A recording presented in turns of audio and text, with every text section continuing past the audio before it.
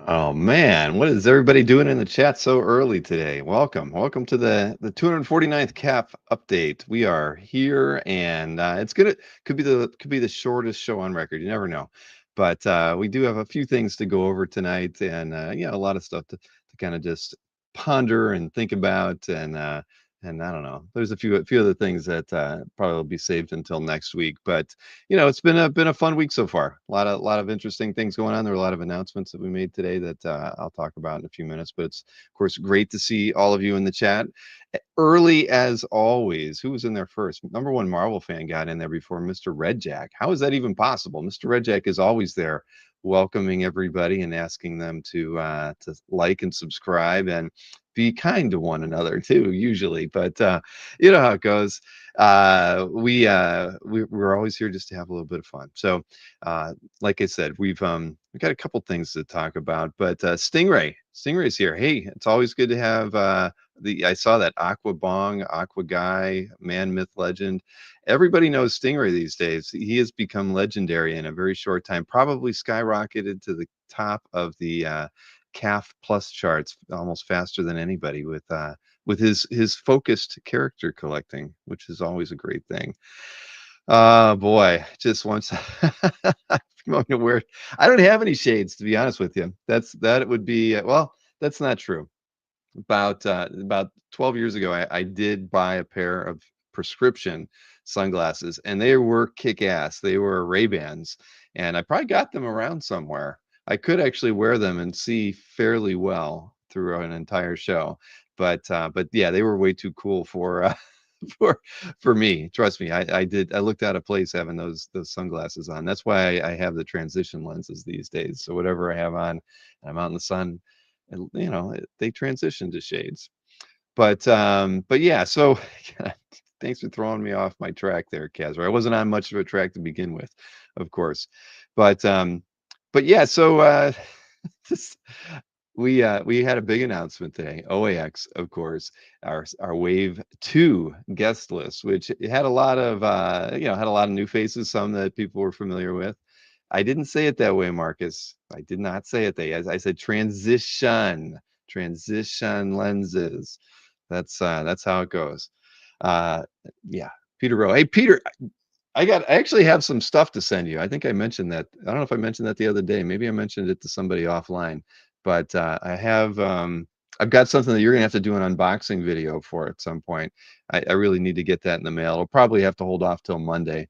But when I was going through some stuff, I found a few things that are right up your alley, and I think I might have said that to you already on the stream, but it's still sitting right beside me. I gotta put it together and ship it off. So OEX 2026, Stingray says it's going to rock. I do believe that is a factual statement. I think well, I mean, I think I always knew that, but now it's getting there. It's starting to feel more real, even though we've got how many more months do we got here? We got 7 more months to go. It's starting to shape up to be a really solid show. We already have just over 50 guests announced, I think, right now. Oh, Campson. Oh, thank you for that. Here we go. The oh no, I don't even want to know what cats are linked in the chat. Campson said he picked up a VIP ticket last week. Thank you for that. We sold a few tickets today too after the announcement went out. We know it's early, but trust me, everybody, the early ticket purchases definitely help us as we plot and plan and try to think about what we're doing. As everybody knows, we have a really big Friday day now, with a preview for VIP ticket holders. That's going to be a lot of fun, but we're really trying to plot and plan to make that a fun event day. I don't know when things like the bub crawl are going to happen, but there's other things that we want to have going on Friday, and just knowing that we have your support in advance is always a good thing to help us, figure out those events and things that we want to do. Because I'm sure there's even going to be things going on after the auction on Saturday. Always something good. Zingers will flow. I'm going to have to try a zinger. Somehow I managed not to try any of them, so I have no idea what a zinger is. If it's like a bloomin' onion, that'll be great. But here I can't actually click on that, so I don't know what the heck Casver is saying I should get for $8.61. Marvel Captain America costume sunglasses. I'm already afraid. I'm already afraid. But we got a lot of different things going on. But I can show you this I'm in the middle of well, I'm not doing a whole lot of it. In fact, I'm doing none of it. Maureen and Ashton are working on redesigning the site. But to show off some of the the guests that we have so far that we've posted to the website, I'm going to show it to you from the new site just because I like the layout of this one better than the smaller rollover things. But as you know, we announced today that Jay Anacleto is going to be at the show. I think we've featured a lot of Jay's work over the years, Chris Norick and I, and a huge fan of his pencil work. Of course, his ink work's really top notch too. Um, let's see. Jason Ladwig wants to know if Jamie Jones will be one of the artists attending. Well, Jamie was at the show last time around, but he was not set up. We haven't it's a distinct possibility that he could or could not, but I can't imagine that Jamie would not be at the show. I can say that for certain. But you know, we there's stuff in play that we're working on. But of course, Jamie's work. I mean, shoot, he the work that I got to see him put out at Heroes, just small sketches. Jamie's awesome. He's one hell of an illustrator, and I think if he's there on if he's set up with us in 26, he'd be a huge, great addition to the show. And but that does remain to be seen one way or another. But Jamie, I can't see how he wouldn't be there. He and Sardo have been close friends for a long time. They work together on a lot of stuff. The IC3 show as well. So yeah, Jamie will definitely be there. He's in the Stingray Hall of Fame. I didn't even know there was a Hall of Fame, Stingray, but now I do.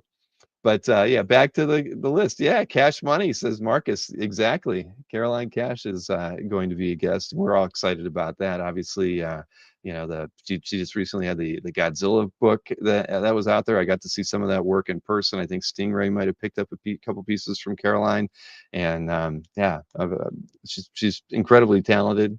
I have not read any of the PP Poo Poo books yet, but I have to add them to my reading list because I want to be prepared for when Caroline's at the show and I can talk to her intelligently. Did say OAX, Carl?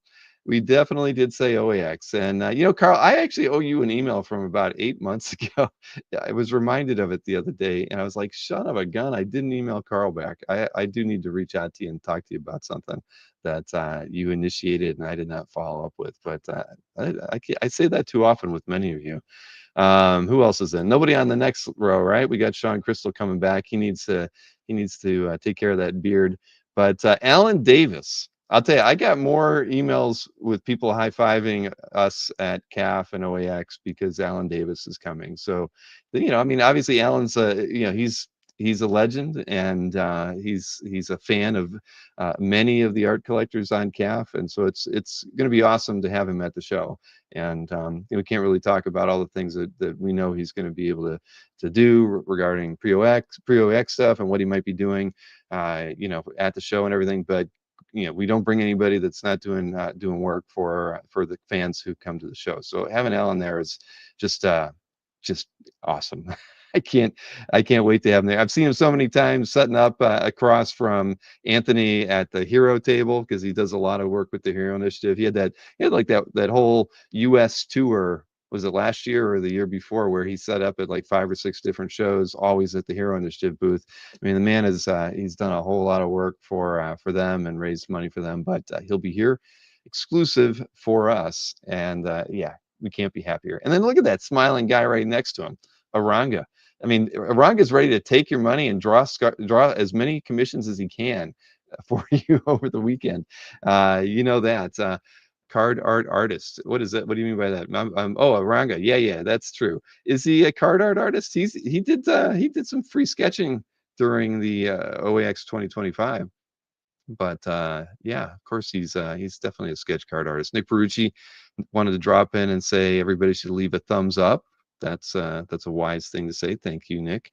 We only have 53 people watching right now at the start of the show, but it's always a good reminder to hit the thumbs up so that you kind of get the show out there to everybody else. Any art can be cut into card art, says Jason D'Ambrosio. Spoken like a man who maybe has done that once or twice in his art collecting career. I don't know, but it is possible. I know you made some suggestions during one of Anthony's warehouse shows about cutting up artwork into multiple sketch cards, but I think you were suggesting he was going to do that, which may or may not be true.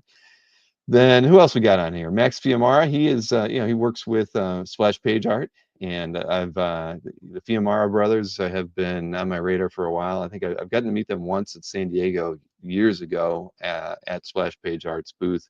But Max is going to be flying up from Argentina.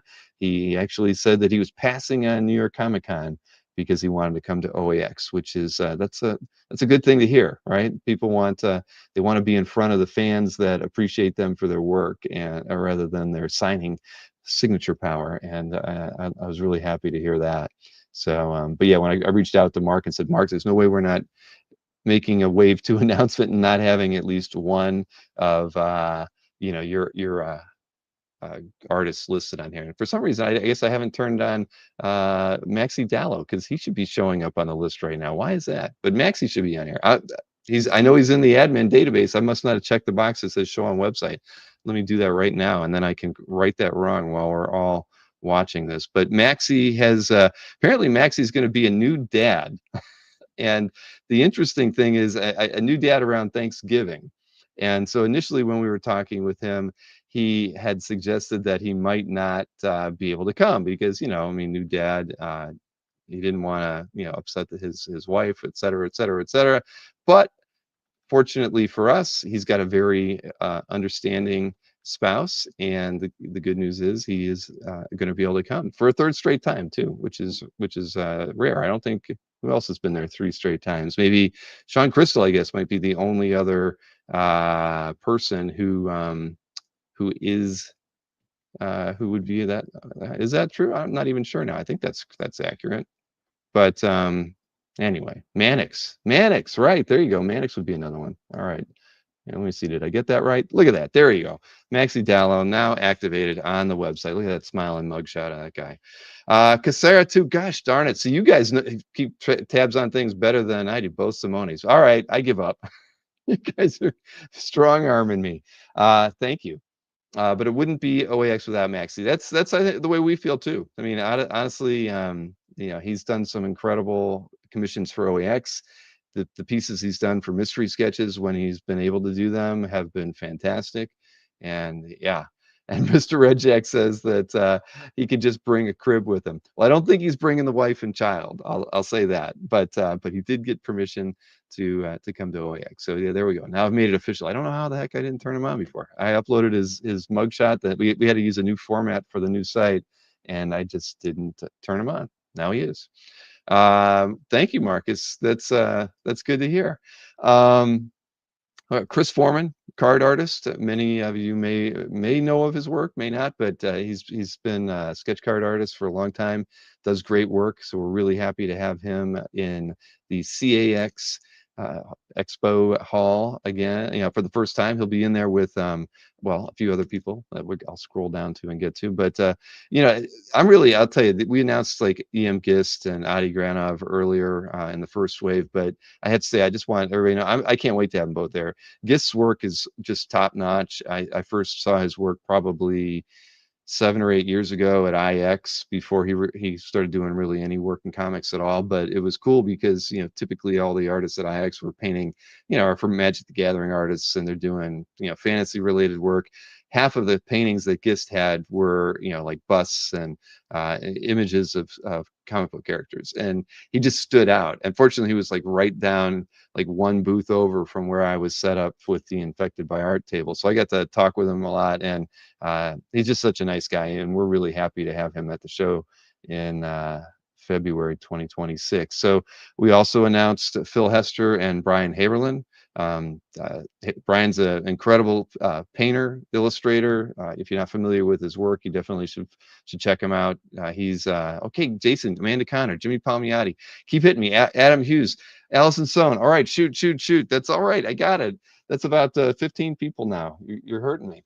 So Brian, great artist. Phil Hester, he is we've been following Phil for a long time with just his collected artworks, but he's got over 30 years in the business, so it's great to have him at the show. We've been wanting to have a artist guest behind a table that is the collector's equal, right? And Phil definitely represents that, and we're really excited to have him here. And he's gonna have a good time. I can't imagine that he's not gonna want to get up from his table and walk around and and see what the artists have for sale, the other what the dealers are bringing, all that kind of stuff. Bill's trying to tell us there's no list. I'm not trying to tell you anything, Marcus. Um, Oh, and a minute of missing footage. No, no, that's not true. Then who else we got on here? Anybody new? Ryan Pancoast, another guy that I've known for a while from IX. He's been doing the Magic the Gathering / Marvel cards that have come out. He did that fantastic um, painting of Captain America that Carl Troy picked up not too long ago. But that's Ryan. He's an awesome guy. He's a family man, fun to hang around with, and just super super talented. I've got one of his paintings on the wall. I mean, I've loved his work for a long time, and I think like any of the illustration artists that we've brought to the show, he's going to be somebody that you guys are all going to really, I think, just fall in love with his work. A lot like Miles Wool, who's coming back for the third time. There's another one. Did anybody say Miles yet? No, he's a threefer, but he's got a special thing going on when he's coming in next time. But we'll talk about that probably closer to the show. And then over in CAX, Tony Perna will be hanging out there with Chris, so that's always good. Tony's we know he likes his sandwiches. That's his claim to fame. But yeah, he'll be hanging out and doing a lot of sketch card drawing. You hung out at uh-huh. Guys, Reefer is making a comeback for 3 times. I don't even know. What is McCone doing? He's looking like he's entertaining the Pedro Pascal lookalike contest. He did it. It's those glasses, right? Look at that. He's rocking them. I don't think those were his though. No. But we're happy to have Palumbo back, and of course Julie Bell. The idea of having the two of them back is just awesome, because I think that they really enjoyed having that corner in IAX last year, and so getting to see them do it again is even going to be more fun a second time. Will there be a bub crawl this year? Jason D'Ambrosio wants to know. Of course, absolutely. And from what I've heard, the T-shirt artwork is already, at least being a prelim for the T-shirt artwork, has already been drawn by Adam Kubert. So he came in kind of, we came up with the idea through Mr. Wolvie fan Rob Gomez. He brought that to us, and it took us a while to figure out what to do with the shirt and stuff. We had a couple different designs down there, but yes, there will be another bub crawl. It's just we have to work out what night is it going to be. I have no idea. It could be Friday night. Heck, it could be Thursday night for all we know, but that's probably too early. Friday would make more sense, because we have on Friday we got the preview night for VIP ticket holders from 4 to 6. The reception is 6 to 8. So that leaves everybody plenty of time to get out and have dinner afterwards if they want, or go out for drinks, or go on a pub crawl. But we'll work that out. The events are really kind of it's going to be a focus of the show more than it has been before. We're going to promote it differently and better on the website. Maureen's wrapping up some of the event related programming probably tomorrow, and but it's going to allow us to promote things like the bub crawl, like the auction, things that we really want to focus on. We're going to be able to highlight them in much better ways than before. Uh, well, Kazra is saying yes to that question, Alberto. Will George Pratt draw Captain America for me this year? Yeah, well, the last year was the first time Pratt had ever taken commissions like that before. So he had to kind of probably get himself into a good I don't know, mindset, right, for doing them, since he hadn't done them in so long. And then look what he did for Jason and I with those Wolverines. Those I thought they were awesome. I mean, as much as I think, it's a toss up. I mean, I had a lot of favorite pieces, but the Pratt piece, the Wolverine Natsuki was awesome, and then honestly, I really loved the Wayshak Thor. It's probably my two favorite pieces that I had commissioned at the show. I mean, I picked up a couple pieces at the auction, but pre-OAX stuff, those were the best. James Siegel says he needs an OAX app. Oh, James. Yeah, we could probably use a standalone one or integrate it in with the current app or something. But no promises there for 2026. Stingray. Now you're pushing it. Captain America at least falls within kind of Pratt's, wheelhouse, war, that kind of thing. It works. But Stingray, boy, that you're asking a lot right there. You're asking a whole lot. Oh yeah, Jason. I don't know if Jason showed everybody how he framed the Wolverine Netsuki, but he had it in a really kind of ornate gold frame, and it looked fantastic. As soon as I saw it, I was like, damn, I wish I would have thought of that first, because I'd like to frame it too, because that's a piece that I'd like to hang up in the, not on the back wall, actually in the house. And I'm gonna probably have to steal Jason's idea and find a nice gold frame for it too, because that was pretty awesome. You did a good job there, Jason. But yeah, scrolling back through here. So Bella Racklin is coming to the show, and I'd have to believe that some of you are very happy that Bella's coming. She's pretty well respected out there right now, doing some incredible work. I know a few of you have added pieces by Bella to your calf galleries in the last 6 months, and we couldn't be happier to have her be announced with the Wave 2 guests. Kezra worked his tail off to get some of these guests confirmed, and Bella was one of them. And man, I think that's that's going to be a good one. James says I should hang it next to my medieval. How did you know I had a medieval weapon rack? Uh, yeah. But yes, Alberto says Bella's awesome. Yes, does she draw X-Men? Jason, that's the funny thing. The image right there is cropped. I don't know if I have the larger scan of Bella. Uh, do I? I don't think I can. I don't think I do. But the funny thing is that's a monitor, and if I'm not mistaken, the that pink image is actually Cyclops on the screen. And I'm just trying to see if I can't find the original photograph with her. Kezzer might have it around. He might be able to link it in the chat, because he was the one who posted it. But yeah, I don't seem to have the raw the raw scan from that. But it's around. It's definitely around. But yes, so she has drawn X-Men.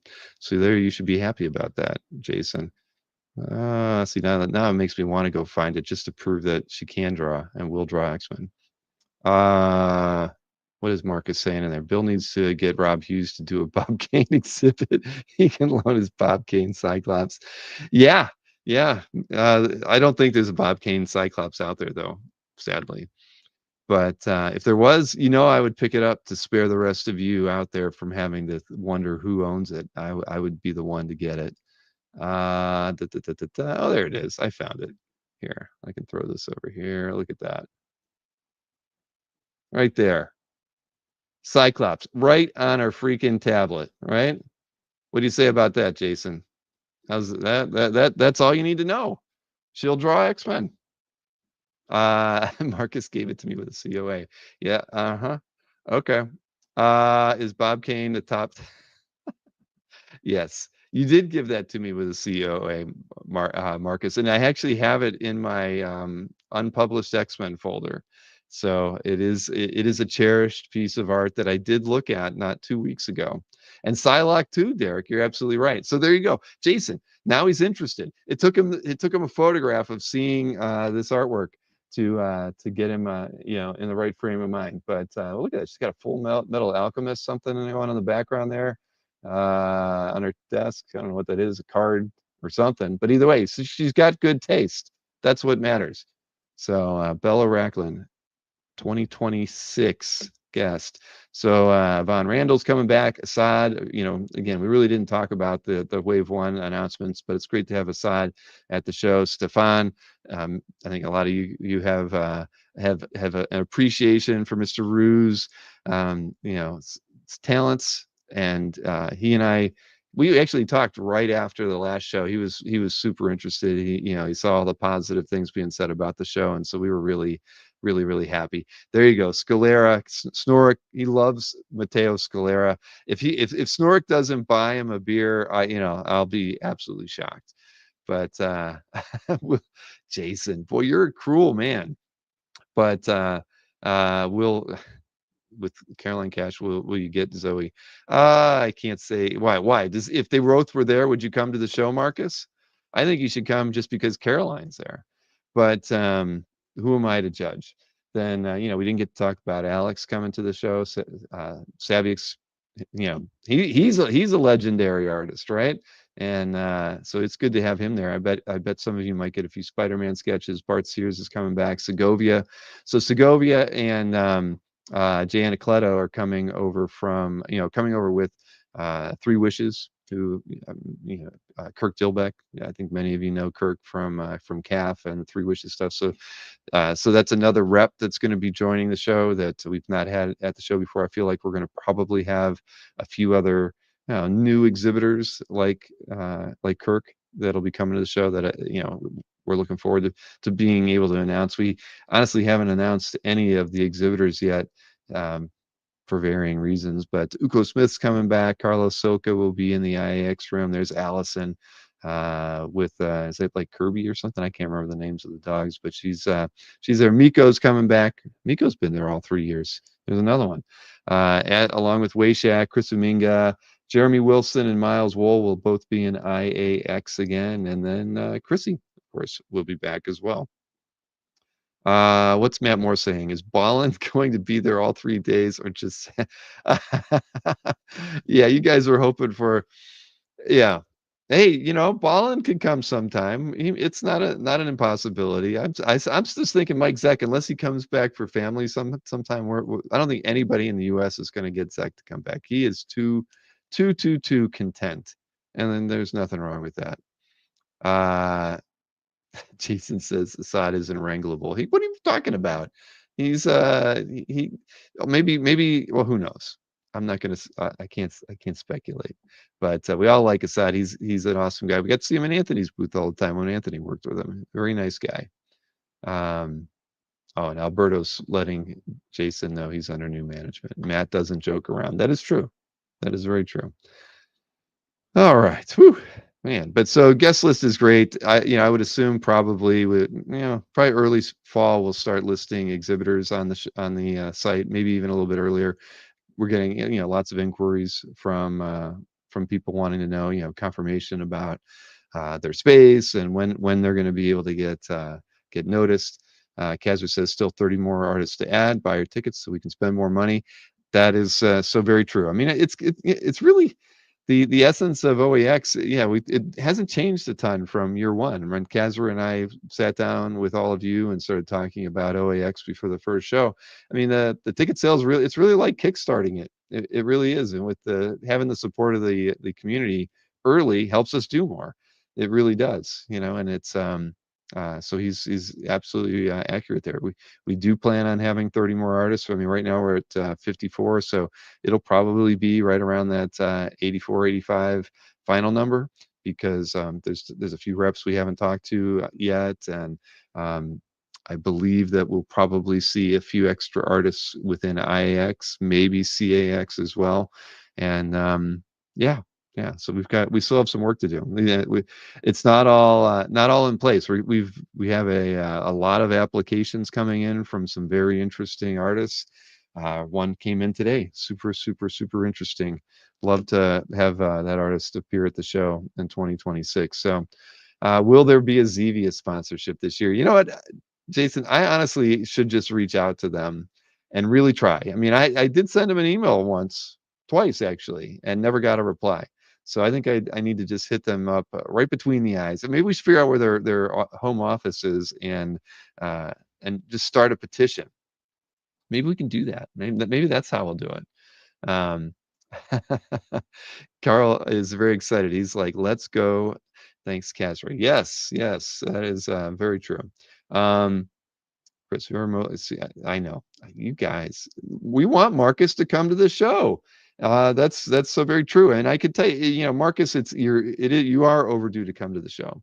I mean, we actually saw a ticket buyer today that I didn't know if we'd ever see come to the show, and they bought a ticket today, and it's cool. I mean, I think OAX is finally that thing, that I don't think any collector should not have made their pilgrimage to OAX by year 3. I mean, come on. So yeah, that's there's so many cool things coming up. Caroline Cash, oh my goodness, I didn't. And study Did she say that? Is that a quote that you got from her, Casper? I don't even want to highlight that, but if it's true, interesting. You know, we know that Mike Berkey inhaled once, so I saw him do it. I lit it for him, but yeah, I haven't done that. Done it. I don't even think I did anything that night. I was good, but man, James Siegel, if that's true, well, that's good. I'm in my 50s. I could use a free one. When do commission slots open up for some of the artists? Rich wants to know. Oh, see, Kazra's way ahead of me. Thank you, Kazra. You're answering them up. We're hoping to start them within 30 days. That's very, very true. Uh, we it's part of the relaunch. We didn't want to start them on the current site, and the relaunch is going to happen probably by mid-August, and so it'll just everything will be a lot cleaner and easier to follow, and the pre-OAX stuff should begin then. You know, we've already worked out a lot of the ideas and who's going to be offering them and whatnot already with the people who we've brought on, since that's like number one or number two that we talk with everybody. You know, do you sketch at shows? Okay, that's a plus one. Or you know, what other things, there's a set of criteria that we go through, but having artists that want to work and work in advance before the show is super important from all that. Did Sidar buy a ticket? No, Sidar has not bought a ticket, and good riddance to Sidar, at least for now, right? Jason, I got the most amazing video of Marcus this week, but I wasn't cleared to share it with Bill to put on the show. That's probably the video that I got, and I do intend to share it at just the right moment, but I don't have it queued up tonight though. But it is available when and if I ever need to fire that one off. Right? That's a round, that a mighty round. The fireworks Marcus did was cool. Yes, I did see that. Number one Marvel fan. That was a very interesting pyrotechnics display by Marcus. If I had planned for it, I guess I would have like got a copy of that video, but I don't have it. But yeah, he had a very interesting fireworks display right in the middle of the street, practically. I'm sure all his neighbors loved him when he did that. Marcus, come to Orlando and show the town what a true. Man, I can't keep up with you guys. But anyway, so yes, please. As you know, we talked about a lot of this stuff, but buy your tickets early. It helps us out a ton. Also, do your hotel reservations now, because at the end of the day, you don't have to put any money down. They do take your credit card information, but you don't pay anything, and you can cancel. I think within 48 hours, 72 hours. I think it's 48 hours before the show or before you'd have to check in, and you never pay anything. And bottom line is that we did get a bigger room block this time around, and we've always been close to filling up the allotments that we have there, if we and even have filled them up, I think, in the past. So book your room. The hotel will be happy to see that as well. Um, saw that the hotel has cyclone fencing. Do they? I think that, yeah, but I think you might be right. Boy, man, Zevia and T-bone steaks. Jeffrey C. That sounds pretty good. I haven't had a steak in a long time. I got to talk to Maureen. We eat a lot of chicken around here. What does Alberto ask? So back to the important question. What food will be served during the auction this year? Free food. That's right. Kazra's ding, ding, ding, ding, ding. He has the right answer. It will be the free food. Um, Rich Cirillo. Yeah, my house is not big enough, but we have not eaten the chickens yet. No, but uh, I was actually going to prep some chicken videos, and I will. I kind of actually got them all off my phone. I will, for the 250th episode next week, I will debut or debut some chicken videos, because I've been doing a little bit more filming with them. They're not very responsive. They don't do anything that I tell them to do. So I kind of got to like work them through it and train them to do some fun things. But it's working out. Gosh, you guys, gut liner, free booze, carb buffer, yeah, yeah. But there will be an open bar, we can guarantee, at the reception and at the auction. So yeah, just like last year, and there will be food to eat. Are there spots to each? Which spots? I must have missed a question earlier. Corin was asking, are there any spots to each close to there? Blah blah blah. I don't know. waiting for to book your plane ticket. Well, that's good, Alberto. That can wait. But getting your OAX VIP ticket early is always a wise thing. And I can guarantee everybody that we have sold far more VIP tickets than weekend tickets or one-day tickets. So that's always the option. I think most our collectors are going to want to do, especially now that we have a preview night and only VIP ticket holders can go to that. So that's going to be fun, seeing how that goes. 10 by 10 booth for chickens is a great idea. Yeah, if we dressed them all up like the Justice League or something like that, that might be fun. CCX, says Jason. I don't know. We'll work it out. Bill, I need to put out some. Thank you, Marcus, for that thought. I haven't had to put dollars out in a long time. Oh, I meant near the convention. Corn. Yeah, there's a few places to eat nearby. They do have a bar with mostly burgers kind of thing at the hotel. They have a place for breakfast and lunch at the hotel, but they have gosh, what are all they have trying to think of all the different places that they have nearby. I wish I had a link I could paste in from the website and give you all the options. But Miller's Ale House is right nearby. That one's the one that everybody likes to go to. They have a really great outdoor kind of patio bar and seating area. There's a hibachi place right next to that. There's a really great um, uh, God, was it a bakery, Kazra? I'm trying to remember what else it was right nearby. They've got great Danishes or something like that, if I recall. I remember Demio said it was the best, and he was so happy to have found out that place was there. There are some other places within walking distance. We're literally right across the street from Universal's City Walk too, Corin. So if you don't mind walking 10 minutes or taking a literally a 2-minute Uber from the hotel, you're right in the middle of City Walk where there's there's a dozen restaurants and bars there. So there's plenty of stuff right nearby. Lots of good stuff. French, that's right, the French bakery, Japanese steakhouse. Oh, I forgot about the Indian place across the street. That's kind of towards the back side of the hotel. But yeah, no, there's the Waffle House is there. Yes, they are, and they deliver pizza in Orlando. See, we got you covered in Orlando, I think is what we're trying to say.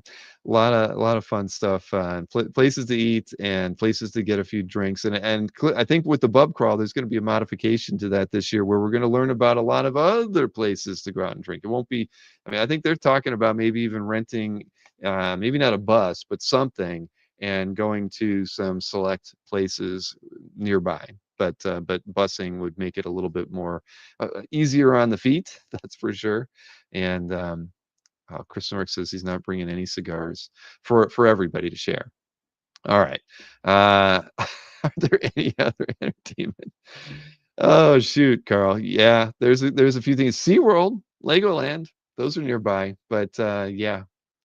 There's the problem is there's too much to do in Orlando that you can't do it just once. That's why you have to kind of make OAX, at least if it's not an every year thing for you, it should be an every other thing. Yeah. Do they guess? Oh shoot. Uh, what is this? Derek says Super Cyan Dragon Ball theme spot. I've not heard of that, Derek. Send me a link to that. Shoot me an email or a text through Facebook. I've not heard of that one. Okay. Who? The hell? Okay. Who's my favorite character? I guess that's up for debate, right? It's usually a Thor or it's Cyclops. It's a kind of the mood of the evening, one or the other. There's a there's a Crazy Horse Gentlemen's Club. I have not been to that one, Seamus, but yeah, I'm sure there's one around. Oh boy, man, I gotta get off the OAX topic. You guys are having too much fun with it. There is Jason, that is true. I've actually never been to it. There is a comic shop that has a bar in the back. Kazra, I think, has been to it. I don't recall the name of it, but I've always wanted to go there. It sounds really cool, and from what I've heard, the bartender is supposed to be pretty fun, and I don't know. I haven't. Eh, Man, okay, I gotta stop. What does James want to know? Which one I haven't been to any of those places that Seamus has been mentioning. Not once. Not once. Thank you, Derek. I'm gonna check it out. I'd love to take the girls to it. That sounds like that they would have a lot of fun. All right. I gotta move on from this. Where was I gonna go from here? Now that we've kind of gotten we've take take me and we're yeah. Oh, that's right. Your friend is the bartender there. Okay. All right. All right. That's why they're cool. That's why I've heard they're cool because they're your friends. So, well, then we gotta work that out. Maybe that could be a Thursday thing we do. All right. I mean, I think so, a lot of you are going to be there on Thursday. Thursday comic shop trip and drinks. Sounds like a good one for me. All right, I gotta move on. I got a couple sales shows coming up, and I have some stuff I can preview with that. And as long as you guys are okay with changing the topic now that we've been going here for 40 minutes. But here, let me see. I've got a show with Tatiana, and that is going to be Saturday, and it's Saturday at 9. So, a lot of times we do the artist sales shows during the day. We do a lot of the shows with Jiggy in the evenings on Saturday. So the show that we'll be doing with Tatiana will be Saturday night at 9 o'clock. And I don't have all the images. This is just some stuff that she sent me. It's a sketch card show, all Superman themed. I've heard good things about Superman. As long as you like if you're a super fan of the Christopher Reeve era, Superman is a 10, and if you're a fan of the more moody Superman, I guess then you might rate it a 5. So it's somewhere in the middle there, like a 7.5, all based on which past Superman movies you've liked. Um, Weekly calf update should have a check-in with the chickens. We could do that. We could definitely do that. But here, back to Tatiana's show with me. The one thing her and I have not discussed is whether or not some of the artists are going to be joining the show. I hope they are, but we haven't talked about it. So these are all sketch cards. Tatiana printed out her own sketch cards, similar, I think, even from the same place that we've done the OAX sketch cards and the Comic Art Lives cards. She put them on a slightly different stock, and it's kind of cool. We might even switch to it because it's a little heavier. I don't know if yeah, it is. It's slightly heavier, but the surface I think it might be a little more fun for the artist. But either way, a lot of cool stuff. I don't have the near Levy images in this folder, but near if you guys saw the promo stuff that we put out, Near did like a dozen sketch cards. Maybe 6 of them were Superman. There was a Wonder Woman. There was a Lex. There was I think there was a Crypto, and they were all kick butt. I'm Even I would pick one up from Near, but there's all these other ones which is great. I thought this Charles Holbert. I wasn't really familiar with his stuff, but all of these color pieces that he did, like this one, I thought, and Metamorpho looks awesome. And then you even get Jimmy there too, and Lois and Clark. So we got a few things going there. But yeah, Holbert's work is pretty cool. I mean, I like the fact that he goes edge to edge on these sketch cards. So and then this was kind of fun doing a panel piece on a sketch card, unheard of, right? So there you go. And another one from JJ. I'm not sure. MG. I'm not good on just the initials on these. Mr. Terrific, huh? When you post a picture on the Comic Art fan, how do you add an extra picture on it? MS Studio Comics wants to know. After you add the initial artwork with the data on it, there's you're in like your admin for the room. There's a drop menu right underneath the image, and one of the options in the drop menu is additional images, right? It might even be labeled auxiliary images. I think it's additional. Either way, you just select that, and then you can add extra images with the primary. So yeah, so I know Eric Grove did a couple of these as well. Oh, here you go. See Eric Grove. He's gonna be at OAX again. He was there year 1, and he is back for year 3. Love Eric's stuff.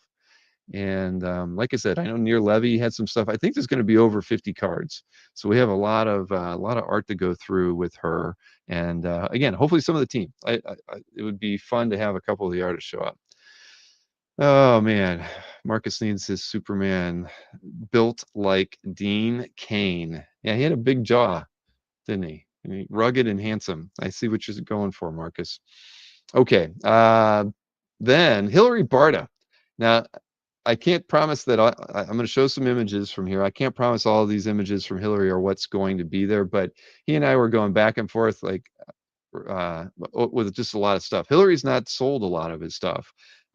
He's sitting on a lot of. In fact, he's actually never sold any of his Plastic Man artwork, which is freaking awesome. I know that we're gonna have 2 pages from that, and he has, and unfortunately, he hasn't sold a lot of his What the artwork from Marvel, because he loves it. And I think he has only ever let go of one story from it because of somebody, a coworker or something, someone in that vein at Marvel really wanted one of the stories, and I think I think it sold.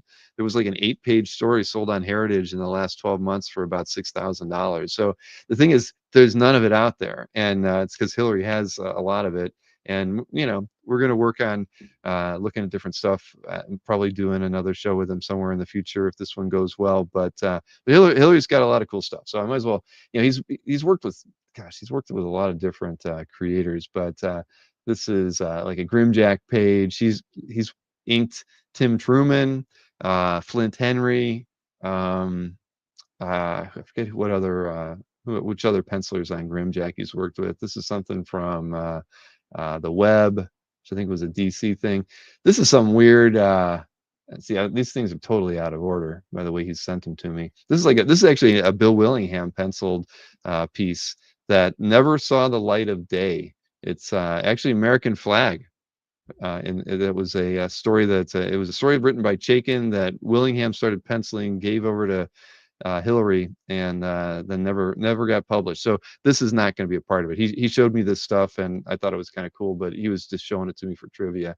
Some more Grimjack stuff. What else we got here? He's Bongo's kind of weird. I'm sure everybody who's a fan of Bill Morrison and anything Simpsons related, apparently when anything is so he's like, this is penciled Simpson stuff. Hillary penciled a ton of Simpson stuff. It was inked by Pepoy, and then by and large, Bongo keeps all the inks. So they haven't, and they may never give them back to him. So all he has are the pencil pieces. I don't know if we're going to have any of these, but he was just showing me a lot of stuff to let me know what he was sitting on. He's got like complete stories of Simpson stuff, but all pencil because Bongo is holding all the inks. Then thing page from, it's not from issue, what was that, 4, Jason? I know if Jason's looking for, is it 4 or 5? I can't remember. Interiors to match the cover that you got. This is from issue 8. I do think that one will be in the sale. All right, everybody, I bought these from Hillary. I'd say it. I probably should have deleted them. He sent these in. These are they are from issue. Which issue was that from? 21, Grimjack. Tim Truman pencils and Hillary's ink. So he should. Everybody knows I've been trying to get a Tim Truman piece, right? So he sent me these, and I'm like, well, shoot, these are nice. I'll buy them. And maybe that was Star Slayer. That's Star Slayer, not Grimjack? Sorry. Then I can't remember what that was. I want to get to some of the fun stuff here. Where the heck is his Splash Brannigan stuff is where the heck is that? I want to show he's got let's see here. Where was that? There, that was this is some stuff. He worked for ABC, right? So he actually has a bunch of Alan Moore pencil or written scripted stories, and some from the web. I only got the 2 Star Slayer pages and 1 Warp page penciled by Willingham. I want to find the freaking, where the heck are the Plastic Man pages? Son of a gun. He's a wily guy. I can't find him. Anyway, here's one. I think. No, that's not it. Shoot, what the heck is he? Yeah, I mean, he's got some crazy stuff. He's got some stuff from the Spirit. He's got Power Pack artwork. Like I said, the Warp artwork was there. Huh. I don't know why I don't see any of the Plastic Man pages in here. Either way, I can guarantee that we were bringing Plastic Man and Splash Brannigan stuff, and all of that was, well, the Splash Brannigan was written by Alan Moore, and I know one of the pieces is a splash page that is in the set.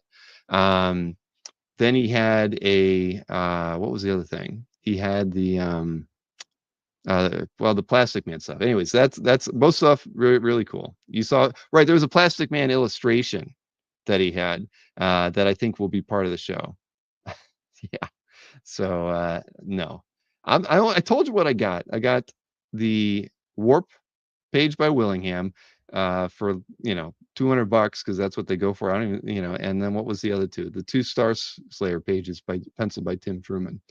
So yeah, yeah, but no, I know they're out there. I don't know why I can't find any of those Plastic Man pages. Either way, they're really cool. They're just never on the market. He sold somebody, I don't know, same kind of story along with like the what the thing. Somebody wanted a complete story and then sold it. They begged him, got to have a Plastic Man story, and then they sold it all like right after, well, or within 6 months of him selling it to them. So I think those sort of things that happened to him kind of got him to hold back selling a lot of his art. So he does have a lot of Power Pack stuff. So I know we'll have 2 or 3 pages from Power Pack. Um, and what was the other thing? He's got the I'm not showing, I can't show everything. Some of the stuff isn't for sale. Some of it was him just showing me what he's got. But anyway, what was the other thing? The so Hillary is the following Saturday. So yeah, oh, here, I might as well just show the schedule because I know that Snork's dying to get in here too. And I told Snork he can come in after we get the schedule up and running. So here you go. Oh, I should have cleaned out the first couple on here. But yes, Tatiana is on the 12th, 9 p.m. Hillary Barta will be on the 19th at 2 p.m. So those are the two upcoming sales shows back to back, Saturday to Saturday. Then, but coming up, we put it on here because both Matt DiTullio and Kazra are going to be at GalaxyCon New Orleans starting tomorrow. I've heard Oranga is going to be there too. I'm not sure what days Oranga is going to be there. I guess Kazra would probably know for sure. But there's a pretty decent guest list at the GalaxyCon. So if you're in the area, you should go. I am actually headed to the First Coast Comic Con in Jacksonville. So that one's on what is it? Yeah, it's Saturday it's a short show, like 10 to 4, something like that. They get like 2,000 guests there. So I'm gonna go there. I'm bringing some OAX postcards that finally got delivered in the mail. There you go. Kazra said Oranga's arrives at 5 p.m. on Friday, and he's gonna be there through Sunday. So any of you guys going to GalaxyCon New Orleans, you got DiTullio, Gambari, and the Deva Surendra in the house to have some fun with. What else I got on here? Tyler T. There's a surprise for everybody. Tyler T. is finally going to make his appearance on the channel next Tuesday, and I expect every single one of you to be there when he's there. All right, he did a fantastic job at Heroes on the panel that he was on, and he's ready to go. He's ready to talk his indie art, obscure artists, and how he got into collecting art. He is ready, and I'm telling you, everybody needs to be there to give him a virtual high five in the chat. It's going to be fun. So that's next Tuesday. And and I should remind everybody, we drop shows every Tuesday at 3 o'clock. And on this past Tuesday, we dropped another Card Art Explained show that was actually kind of about OAX. So for those of you who've not been to OAX and you're curious, wanted to get some tips, that Card Art Explained that dropped on Tuesday was all about that. We do have another Tatiana episode of All Access Art on the 15th as well. That'll drop at 3 o'clock. What else we got? I got Hakes coming in for the 250th episode of this CAF update. Kazra and I are going to be in San Diego. Collector's Cache with Matt DiTullio will be on the 29th. Jim McNally, some of you might know Jim. He's been on CAF for quite a while, has a decent collection. He's going to OAX in February, I know that, and we'll do an interview with him. IC3's back in there, another Card Art Explained on the 12th.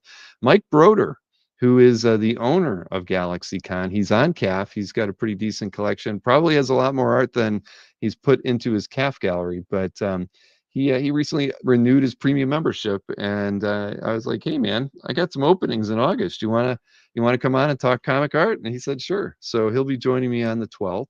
So that'll be a fun one. And then Phil Hester, who I just mentioned, is going to OAX. He will be with me on Tuesday, the 19th in August. And, we had Phil on a 1 hour panel once where he talked a little bit about his collection, but now we're going to be able to talk to him about his art collection, OAX, uh, you name it. You bring your questions, it'll be fun. And then Roland Benton will be my last guest in August. And I got nothing scheduled whatsoever in the month of September. And for whatever reason, Kevin Nolan is after that, but he is on a Saturday. He's Kevin's going to have some art, if I'm not mistaken. And Chris Snork is right, has incredible taste. Nolan will be bringing, and this will probably make Derek happy. I know that Kevin is going to be bringing some of the Brian Hitch, Nolan inked art from the last days of Luthor.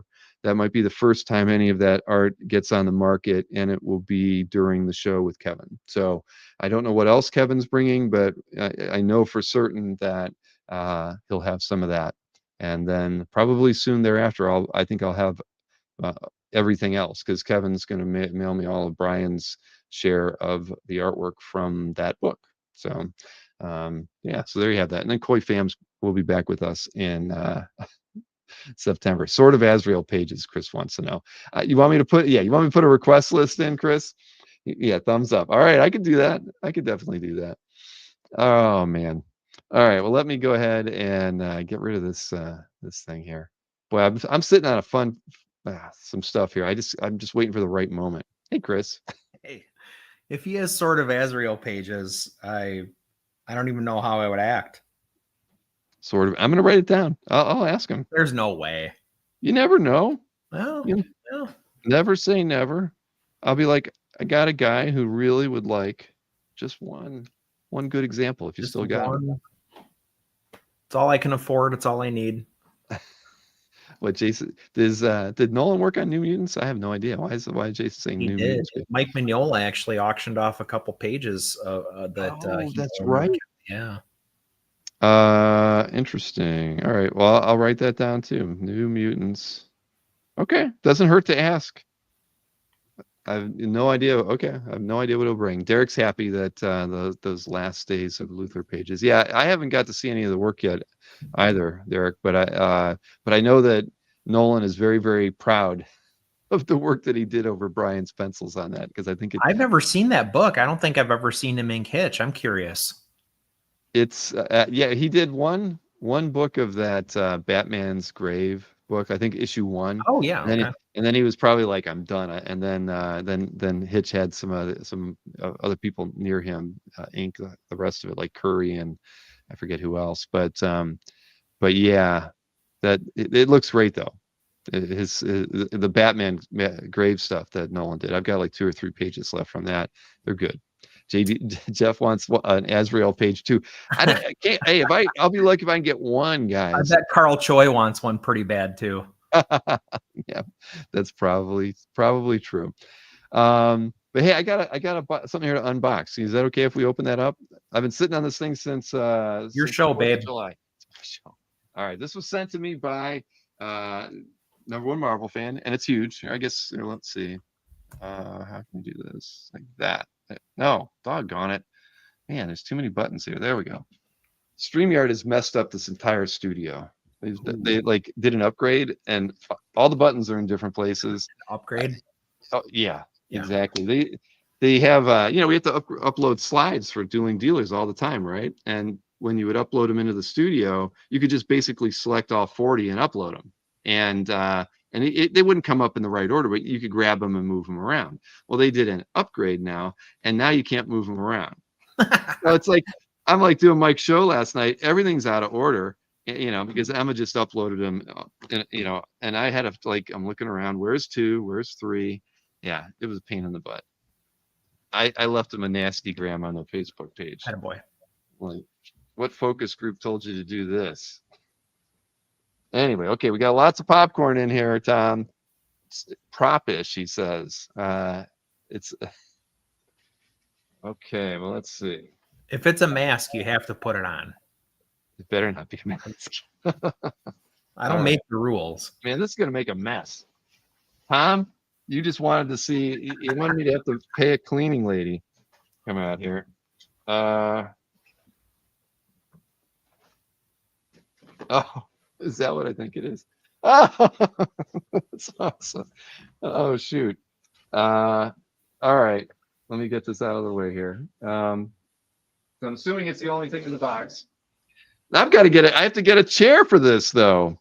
This is well, first and foremost, it's from X-Men 3. All right, and it's the James Marsden. Whoa! How do you like that? Cyclops sweat on that. Exactly. You get the Wolverine. Exactly. Oh, shoot. Can you imagine? So I got Wolverine claw there and Marsden's name on the back. And that actually goes really well because remember, Anthony gave me a signed trading card that Marsden had signed too. What am I missing here? Slash, that's chair back. Yes, exactly. I'm now I got to get a chair for it. Man, oh man, oh man. And never Jeez. let anyone sit in it. No, Yeah. no, only me. Man, that's awesome. Thank you, Tom. That's a first. I mean, but yeah, I got to get a chair now. Shoot. All right. I'll talk with Maureen. We got to figure out, because I know we don't have anything that this will work on. What is Marcus? He's claiming can make a stand for it. Oh, you can do something like that, huh? That'd be one way to do it. I don't know. I think I could. Well, anyway, thank you, Tom. This is awesome. A very, very, very unique gift, and I know you have a bunch of these because I remember. Didn't you recently share you had like 20 chairbacks from varying Marvel movies? So thank you so much. That is awesome. All right. Let's see here. Do you mind this format? I was messing around with this. Is it too big? I mean, we always were like this. That's better. So you like this better? I'm homely, Bill. Keep it small. All right. Hey, okay. So some nights we'll go. Well, this is the way we roll. Okay. Cool. Well, there you go. So, what is this? Sorry, I'm trying to follow the chat and I've lost it. I've totally lost it. All right. Well, we might as well just get on with the calf update stuff, man. I mean, it's that is where we're at with things because Right. I had no videos to play for anybody tonight. It was a quiet week. Although I can't even say that. Daniel Goodwin, who's been in the chat a lot, he came by on Saturday and we filmed an unboxing. He literally had 17 pieces of art he had been sitting on to open. So it took about 20 minutes to unbox it all. We won't the unboxing video once I get it edited down will not be 20 minutes, but I've got some editing to do on that. And like you and I know, there's a special video that I'm putting together that's going to be really cool. I got to work on that. I'm hoping to have that done before I'm hoping before San Diego. I recorded some video today with somebody, and I got one more person to try to get on to do a little bit of recording for that. But that'll be a fun, eye-opening experience, I think, for everybody. All right, so hey, Nick Verrucci's back. We got 93 people watching. I hope we have at least. Oh, we only have 42 likes. Doggone, not even halfway there. Come on. CAF Studios is growing. We're CAF Plus, but CAF Studios is kind of fun. All right. Nick Verrucci will get us there to 50. Okay, let's take a look at some stuff here. Heritage. I got a Heritage window open around here somewhere. I'll show you my picks. Heritage was kind of they had about a dozen things that I thought were decent, and then just a lot of average stuff. I think they're still recovering from the signature auction. They're like, we made so much money, we can pump the brakes a little bit. We're all recovering from that signature auction. My piece is supposed to be here Saturday, so I'm psyched. Oh shoot, man. Well, see, that's too late to do an unboxing. You don't want to wait till Thursday. I can't wait till Thursday. I don't blame you. I wouldn't want to either. But it'll be in your calf. We'll be able to at least talk about it that you picked it up. Let's see here. All right. So what do we got? We got Brian O'Malley page. I have a couple of these, but they don't come up for sale too often. So this is from Scott Pilgrim 4. I don't know, like always fun stuff. I like Brian's work. Felix reps him, but there aren't too many art drops that happen for Scott Yeah. Pilgrim published artwork anymore. And people who get these pages tend to hang on to them for a while. So I figured it was worth showing that one off. A couple. I'm rolling in money, says Marcus. Oh. Yeah, and that's why I have a whole closet full of Kubert, Brave and the Bold Hawkman pages too. Ooh. I thought this next one was fun. This is from Tales to Astonish 96. So it's Severin pencils and Trimpe inks on it. But I mean, this is cool. I mean, again, Tales to Astonish 96 and Severin pencils. And it's an end page too. Well, Trimpe didn't bury Severin. That looks very Severin.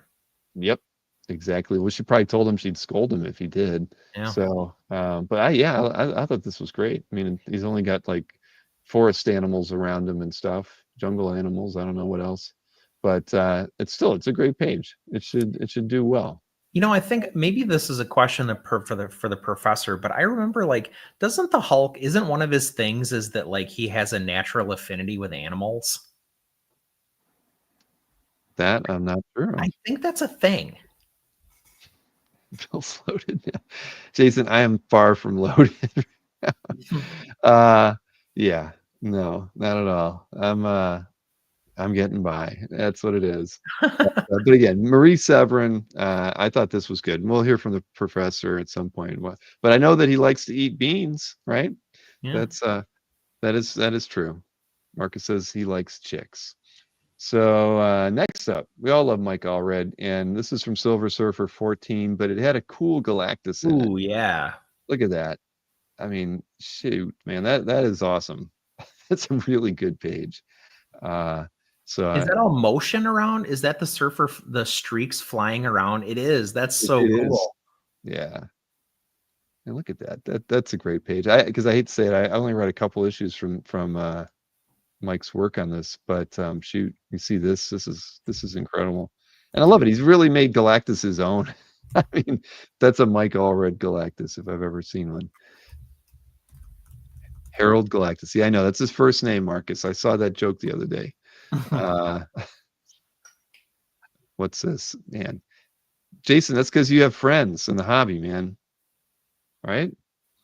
I actually told Jason, like, please don't go after this. I want it. And then I didn't get it.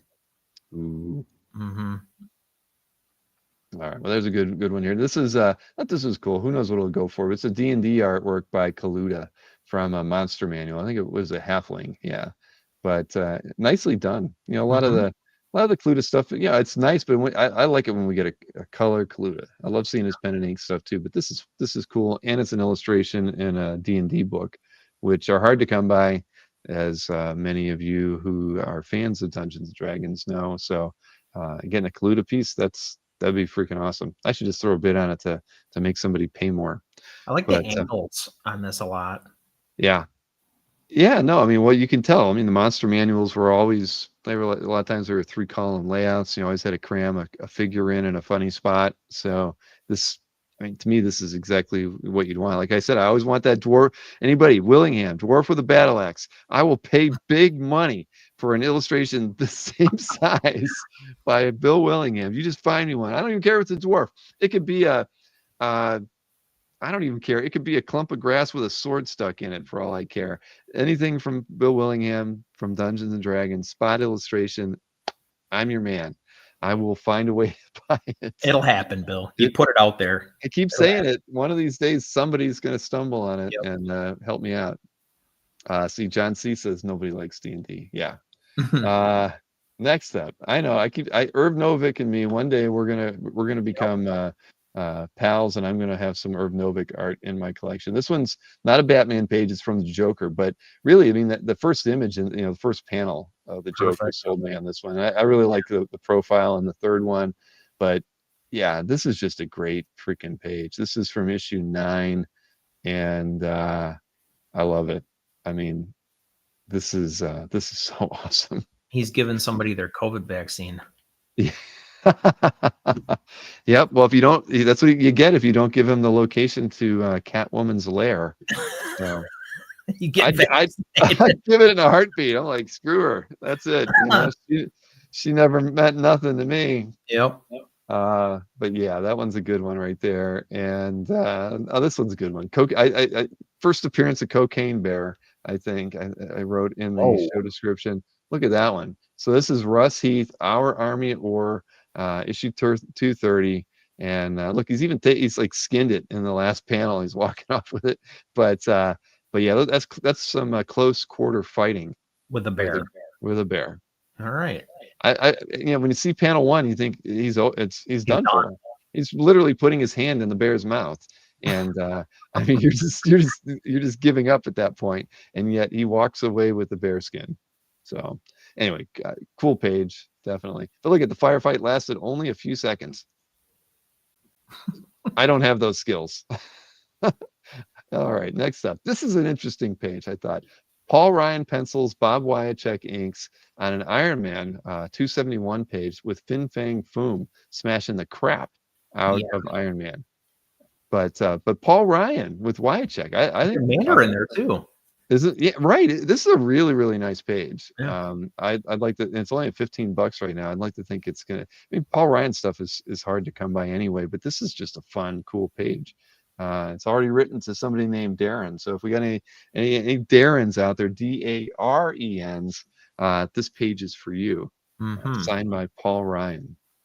It is a nice page, right, Nick? I mean, that's sweet. Moment I knew that one was going to be in the set. This next piece is awesome too. Matt Wagner, Batman Grendel 2 book, and it's got him fighting and stuff in it too. Oh yeah. Look at this. The second panel is a little funky, but that first one's awesome. And then then this panel here. I mean, shoot. That's great. It is. It's no Azrael or anything, but Grendel Batman. That first Batman Grendel book was unbelievable. Chalk. That's right, Rich. Anyway, I thought that was a good one. And then what do we got here? Two more. This is a Guy Davis, 2 pages from BPRD. I'm assuming, are they a spread? Let me see. I didn't even look to see consecutive. They got to be consecutive pages. They're not though. Page 5 and page 19. They seem like they should be consecutive pages considering they're like laid out identically. But I really like the first panel in both of them. Half splashes. The first one in particular is awesome. But Guy Davis's style, the way he draws characters. I've always thought it was fun. I mean, I'm looking at it now. I mean, it makes me smile. The way he handles drawn faces, it's just funny. But I think these are great pieces, and probably, well, they're already at 340. So who knows? I don't know the Guy Davis market at all, but this first one in particular, I think is great. Lots of bricks in it. Lobster Johnson. That's right. Then Mark Teixeira. There were a couple Mark Teixeira MCP pages in the auction, and I thought this one was the better of the two. The other one was pretty cool, but just the silhouette of Wolverine in those first couple panels, and he's swiping, he's getting punched in the face, and I just thought the layout, the action in it, the narrow, full width panels were fun. Text is so good. Anytime you get text doing Ghost Rider, you're in good shape. Exactly. Is that Anthony stuff? I don't think that's Anthony stuff. I know he had some MCP stuff, so maybe same seller, right? Mark Tex is one of the best artists in the industry, says Nick Rucci. Well, he would know. He knows a lot of artists in the industry.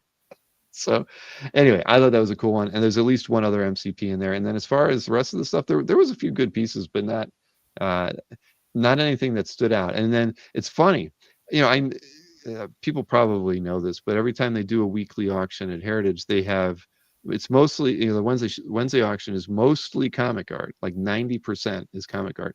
Then they throw in about 7% illustration now and 3% animation, even though they have an animation one, I guess, on Tuesdays now. I don't know if that's every week or not. Anyway, bottom line is the number one selling item that we're going to see in the CAF update, I didn't see because it was in the illustration side of things and I never look at it. So now I'm going to make a point of actually checking illustration before I switch over, because there's actually some cool stuff in there, but you wouldn't know it when you don't pay attention. Two more likes is all we need to get to 50, I think, is what Nick Barucci's saying. We got 88 people watching right now. Come on. Kazra, you should load it up on your cell phone and the app and put a second one on there just to get us over the 50 if you haven't done it already. You too, Chris. Did I like it? I'm sure I don't know. I normally like it ahead, which I know doesn't count the same, but it all counts. Okay. It all counts. So let's see. Well, we can show the EXP video right now. Johnny Makes Comics is number 49. Thank you, Mr. Amore. We appreciate that.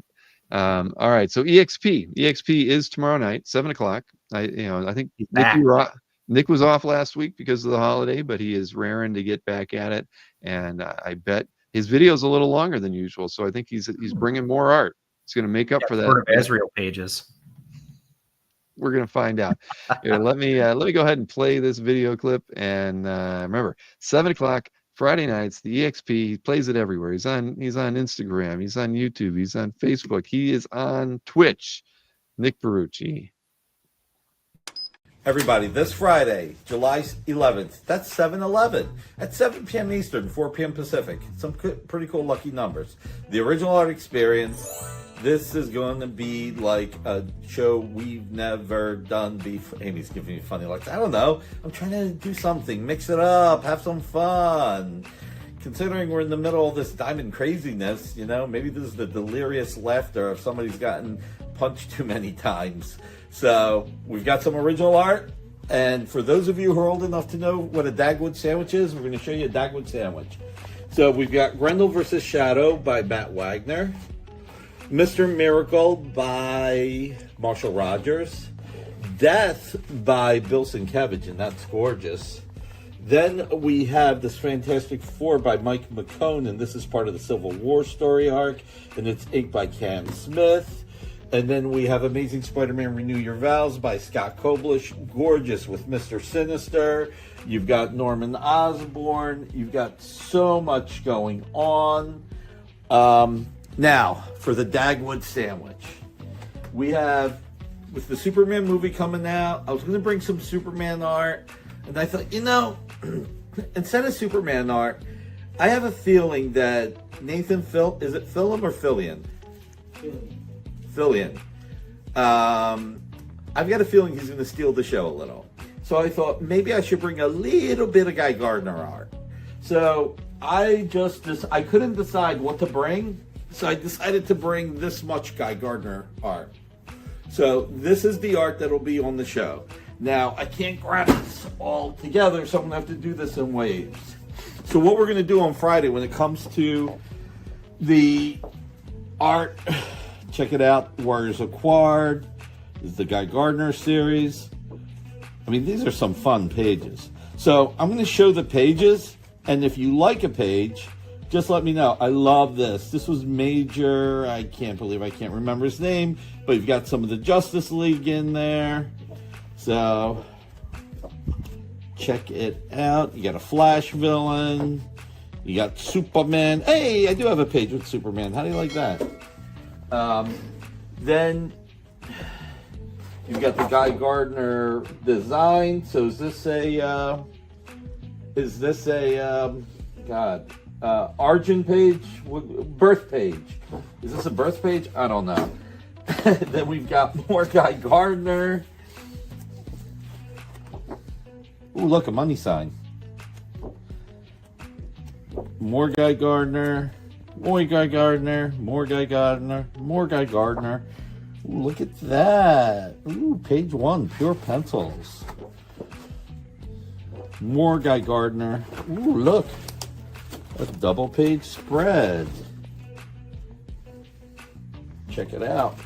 All right, I think I got to put these in order from top to bottom, or I won't remember the order for Friday.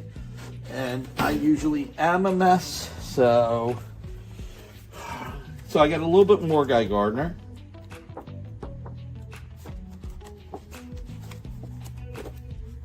And then I've got a little bit more Guy Gardner.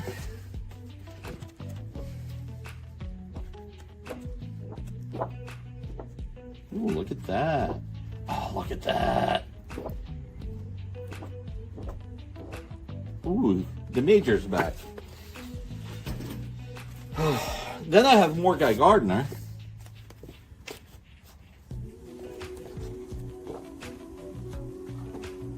That's pretty cool. Young Guy Gardner. First page. I wonder if Jordan's gonna like sue me for trademark infringement. Nah, he likes me. Look at that. Oh boy. Anybody want to see a Joe Staton Guy Gardner artist edition? Hey, a Jurassic Park page with Robin. Not all Guy Gardner. All right, and last but not least, Guy Gardner Reborn. Check it out. Nice double page spread. Oh, baby.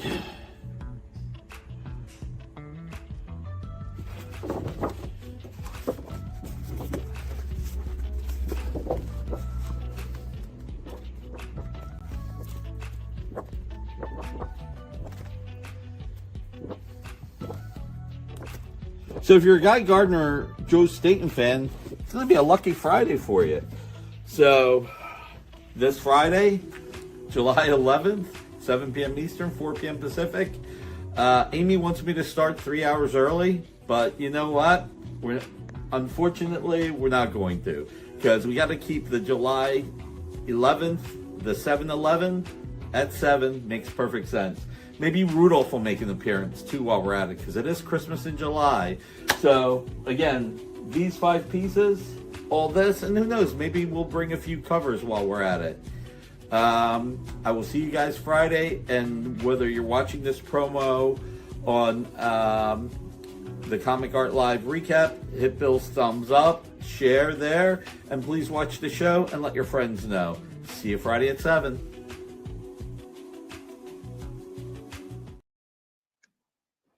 Did you see anything you like? Jason said it best. He's selling them by the pound. That's a lot of Joe Staton art. Wow. I know. I was thinking the same thing. There was a lot of Staton art in there, without question. But so my 2 younger brothers both have red hair, and they both love Guy Gardner. That Hal is my Green Lantern. Guy Gardner that's their guy. So no pun intended. makes sense. So are you going to go see Superman? Sunday. Yep. You already got your tickets ready to go? Ready to go. Awesome. Well, that's it's on my list. Is it this weekend? Probably not. But Tom McDonald in the chat said that it was like a live action Super Friends movie. I'm here for that. I can go for that. oh, I missed that comment. Huh. All right. Well, I'm looking forward to it. I think it's going to be a good one. Mark Fong is excited about a Mr. Miracle page by Marshall Rogers. Yeah, of course. So let's get on with this CAF update, man. Let's see here. We're going to be talking about the week of June 30th through the July 6th.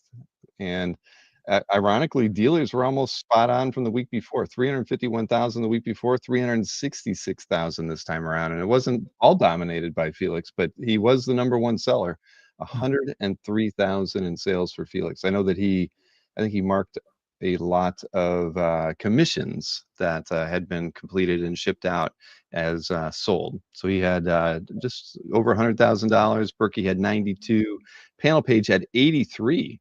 Man, what's Glenn been? He's been eating his Wheaties or something. Holy smokes.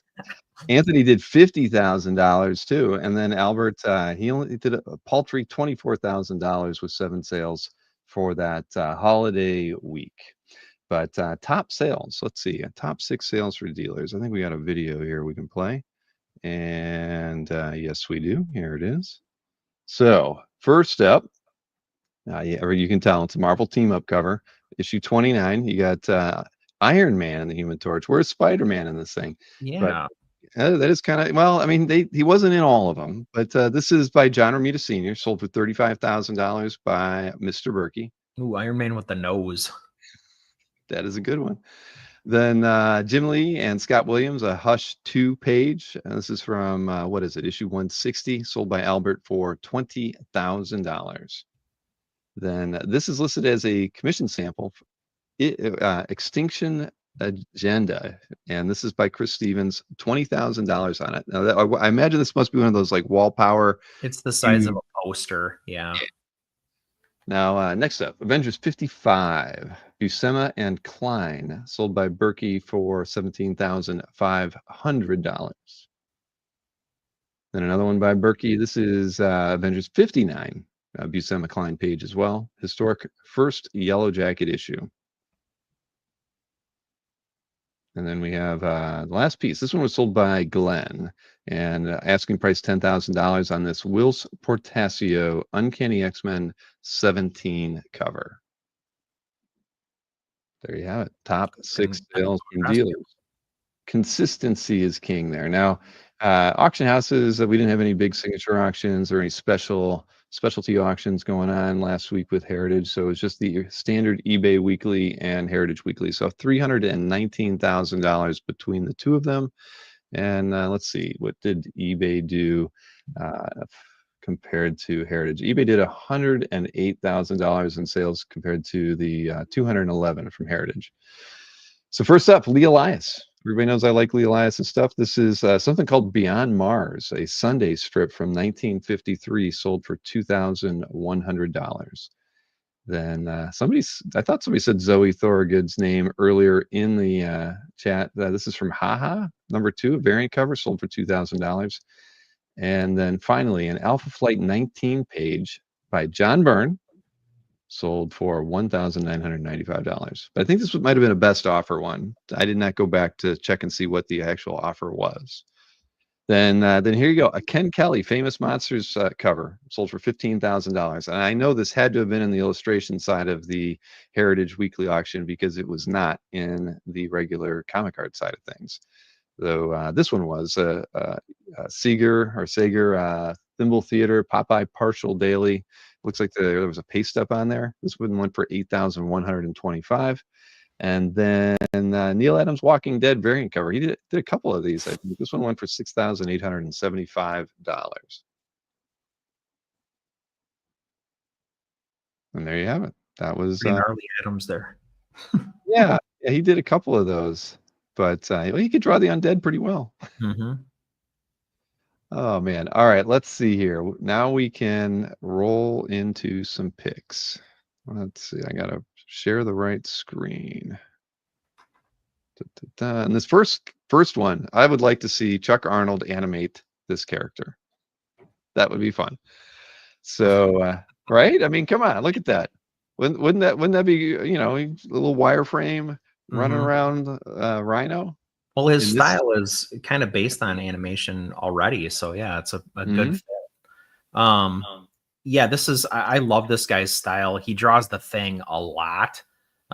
He's a big Thing fan, so Rhino is, you know, pretty much in that same wheelhouse, right? You got the big bulky character. I thought the way he did the bricks was so cool, like the layering on the bricks where he's like smashing through the ones that are like laying over his arm are really nice. But like more than anything, I'm so taken with this style. Like he has a really good way of taking a character, making it his own, kind of like Mannix, right? Where like you know what you're looking at, but it's really, you know, it's turned from your expectations by a few degrees. And I think Lee does that as well as anyone. No, I agree. I love this image. And this is I mean, just the characterization on his face, right? That long face. I mean, it's awesome. It's very well done. Whose calf gallery were we in? I didn't even think to look. Keith Miller. Not familiar with the name. Keith Miller, okay. Only been on the site for, well, almost a year. October will be Keith's first anniversary. So very nice piece. Next up, let's see. It says computer art on there. Do you think that's true? It looks traditional to me. I've seen both. I guess I don't know. I don't know either. Well, it says it was completed at Heroes Con, so I would imagine it's not. Yeah. Maybe Keith doesn't, you know, he didn't know how to assign it. He wrote it as computer art. Could be. Well, okay. Nice. Nice. To me. Looks. Yeah. I'm going with traditional on this one. Next up, this is in George Travlos' calf gallery. Not familiar with George either. An 18-year veteran of the website. Kenneth Roquefort piece. I wish I could click on it.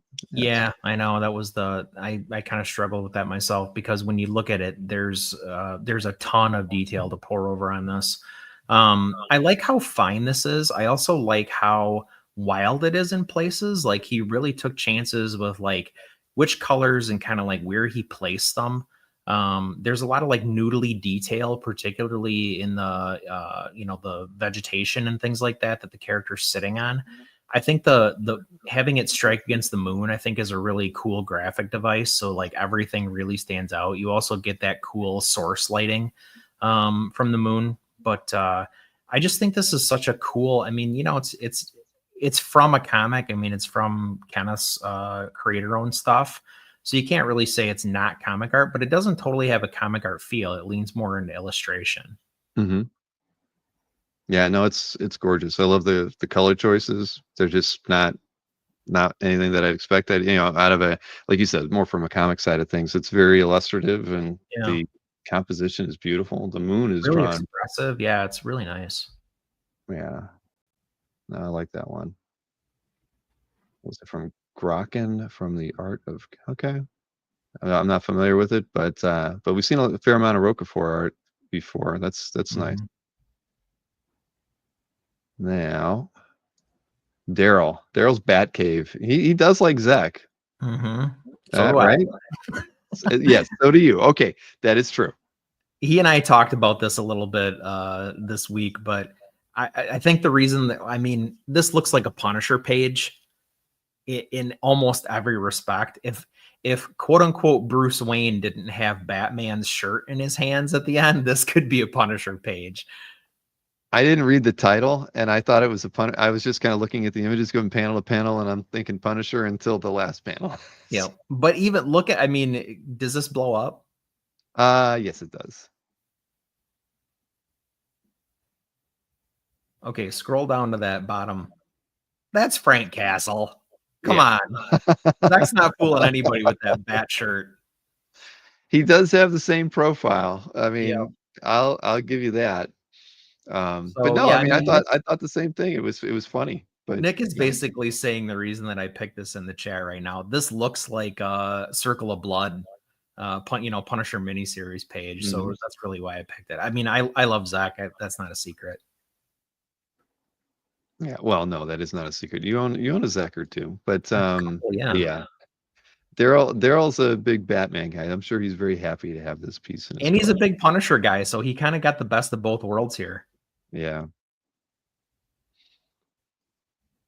Look at Jason's critiquing, video game consoles from back in the day. He was mad that I picked that Lee Gatlin Rhino piece. You know what, Jay, when next time you come and do picks, you pick whatever you want, buddy. That's right. You can come back whenever you like, Jason. Yep. All right. Brian Hitch right here, and Bo Roberts calf gallery. Bo's got a lot of Brian's artwork, and this is just a classic image, of course, from him.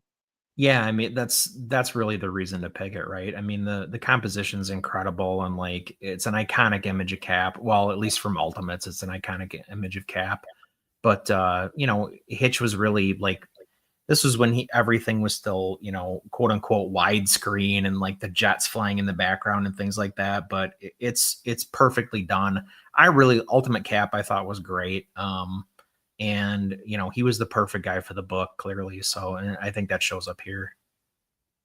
Yeah, no, definitely. I mean, I always liked this image. I mean, he had a way of capturing a moment with his widescreen stuff, and he definitely drew Cap pretty well. I mean, out of all the Avengers, I just thought, I was never really super fond of his Hulk, but Cap, he nailed it every single time. I thought it was awesome. So this is cool. And Bo has I don't know how many Hitch pieces he's got, but quite a few. Hitch coming to OEX. That's an unknown, Chuck Arnold. Can't but say not a no.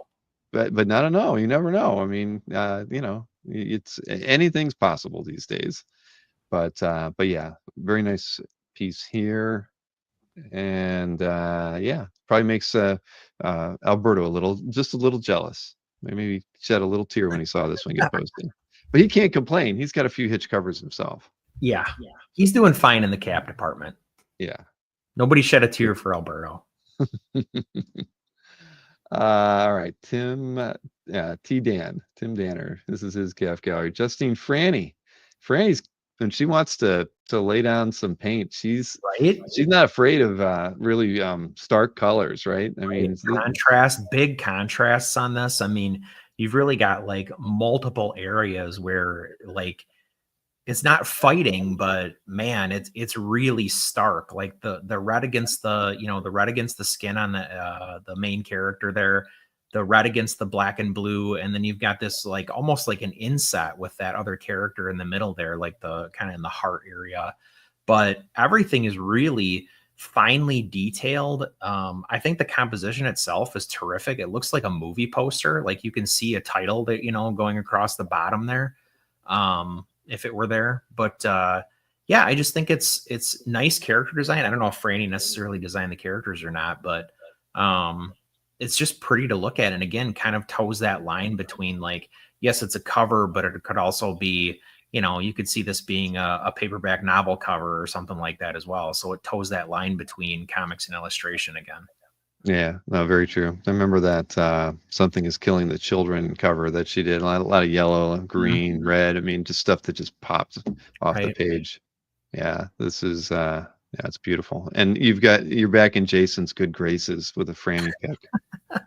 He's a fan of Franny too, of course. Recovery. I wasn't in trouble, Jay. I was doing fine.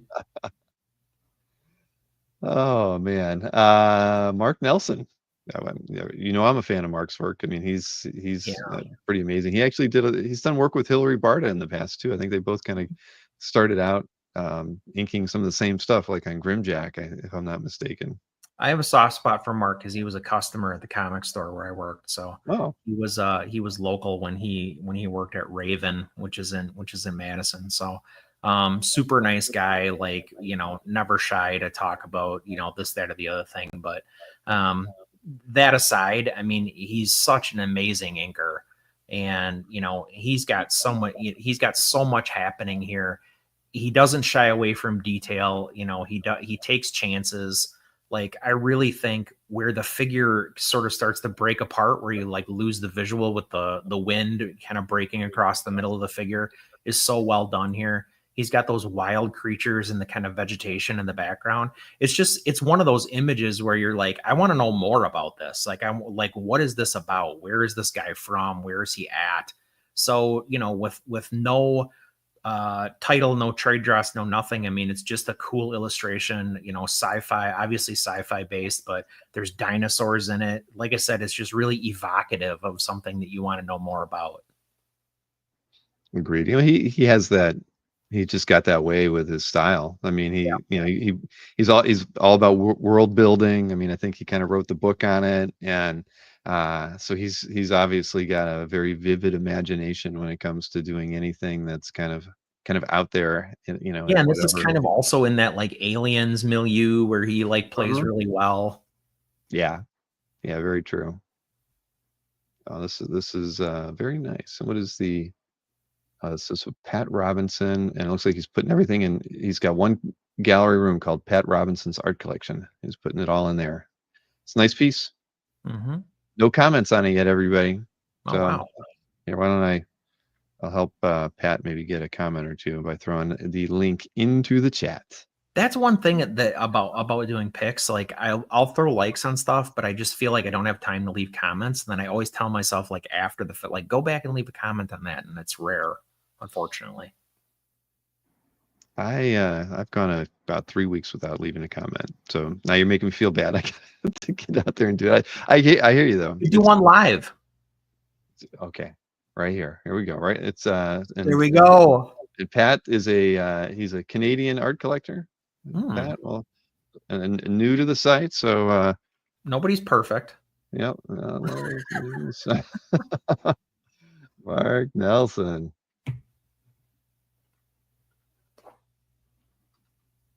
Can I get this in before Anybody else? Let's see. Here we go. Okay. Whew. Got it. First in there. Beat Marcus. I was worried. Yeah, that Marcus was trying to beat me to the punch. It's from the retrospective book by George R.R. Martin. Okay, not familiar with that. Let's see here. This was cool, but Tom Coker. Now whose calf gallery are we in here? Oh, Mike Carithers. Yeah, he's got 10 feedback already. Nice going. But this is a nice piece. I love it. The tones on this thing make it feel like it's flat, but it's got a lot of depth going on in it. Yeah, like the hair, and like there's like a hard cut between the hair and that like black in the background. I'll be honest, like I don't associate this, I'm gonna say this level of finish typically with Tom Coker. Like a lot of the stuff that I like from him, I feel like is more loose than this. It's not nearly so polished. So in a way, I was kind of surprised that this was Tom Coker, but like definitely, pleasantly surprised. Like this is terrific. Like especially the textures that he's got on the metals, like her armor plates, and then you contrast that with the fine, like the washing that he did in the hair. It's a kind of a spooky, creepy face, which I think is really appropriate for the character. The environment that he put her in, like, has that kind of like limbo-esque feel. So I think tonally, no pun intended, because there's great tones on this piece, but tonally, he really nailed this character. Oh yeah, no, without question. I love the treatment of the background. I just like you said, metal on her. I mean, everything about this piece is well done, and it is not Tom Coker the collector. Marcus, you know better than that.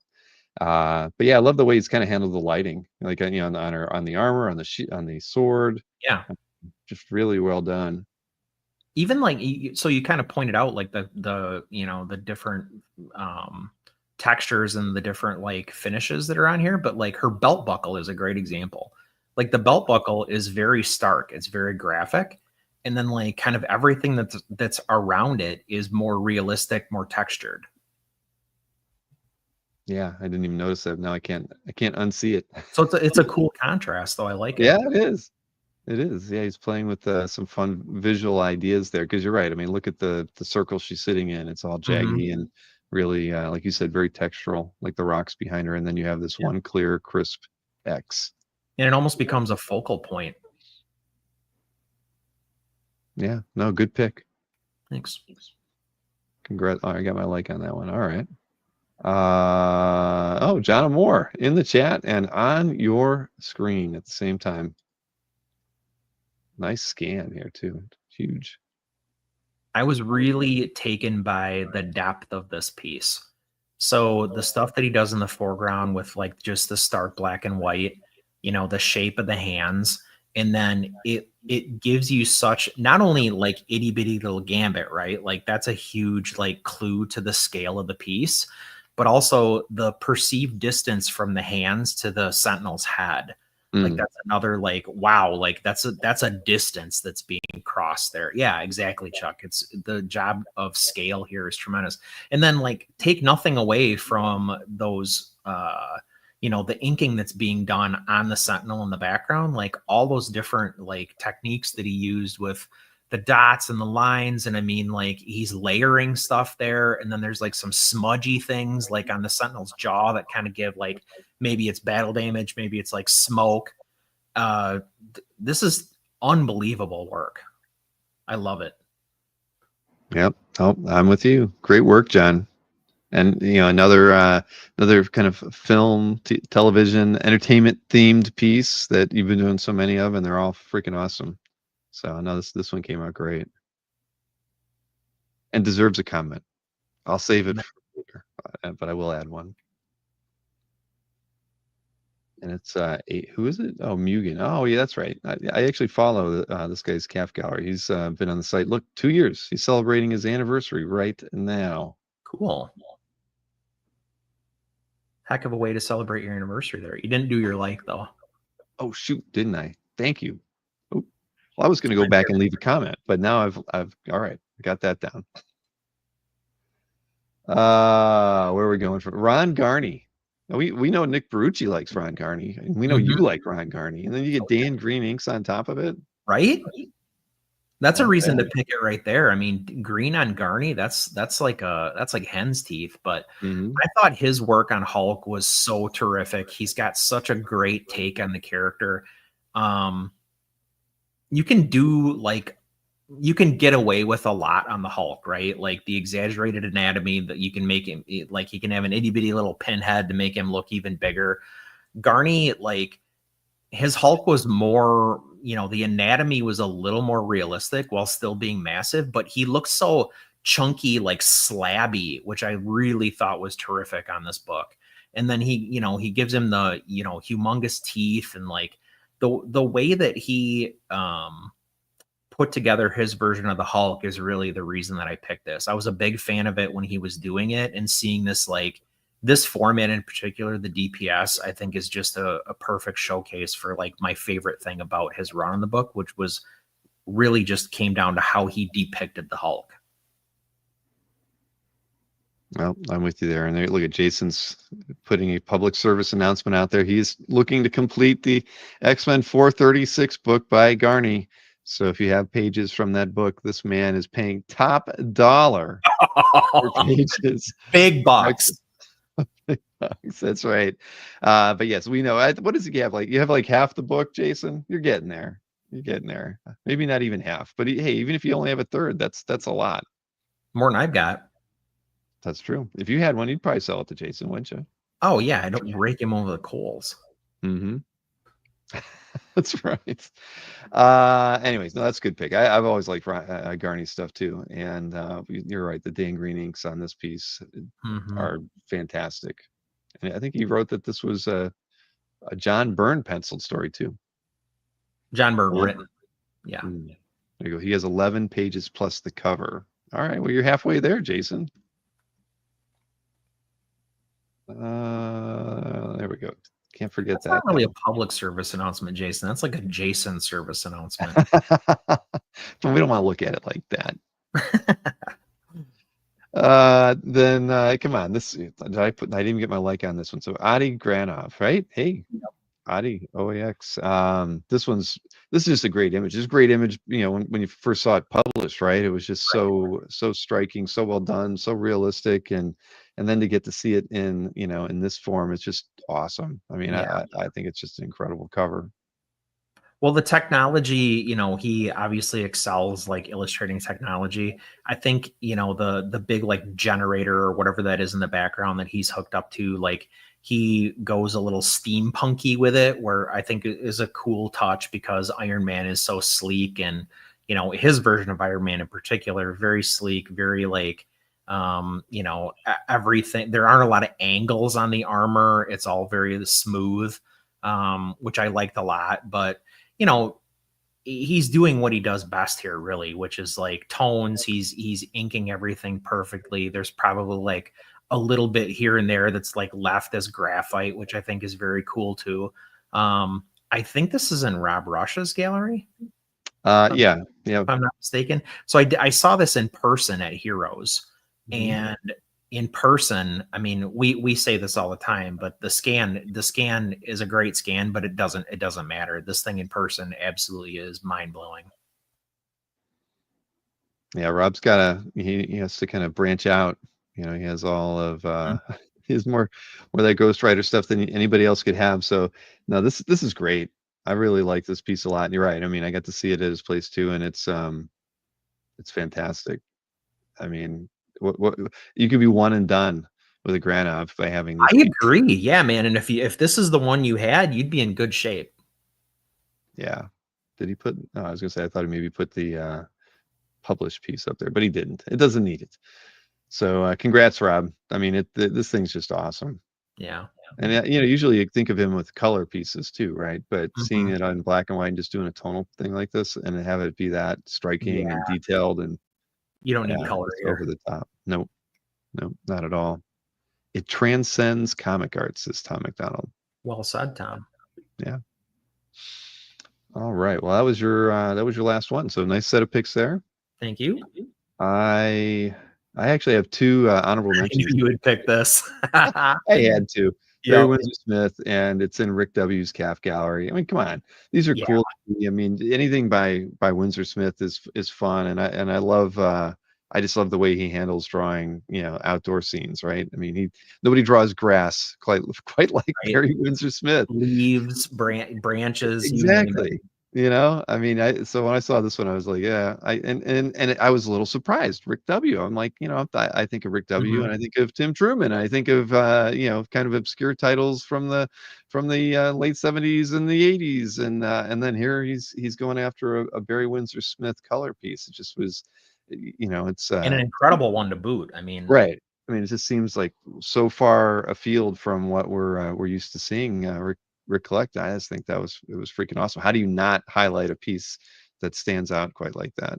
It's yeah. like when Duke Fleed picks up something crazy, or now he just does it all the time. It's starting to get commonplace now, Yep. but it was when he first started doing that. So what will Rick W get next? Yeah. I don't know. Well, I knew I was safe not picking this because I knew you would, but I knew we'd be talking about it either way. Yeah, I think it's breathtaking. I love It it. is. Look at that face too. I mean, I know. there's not much there, but what's there is perfect. Yep.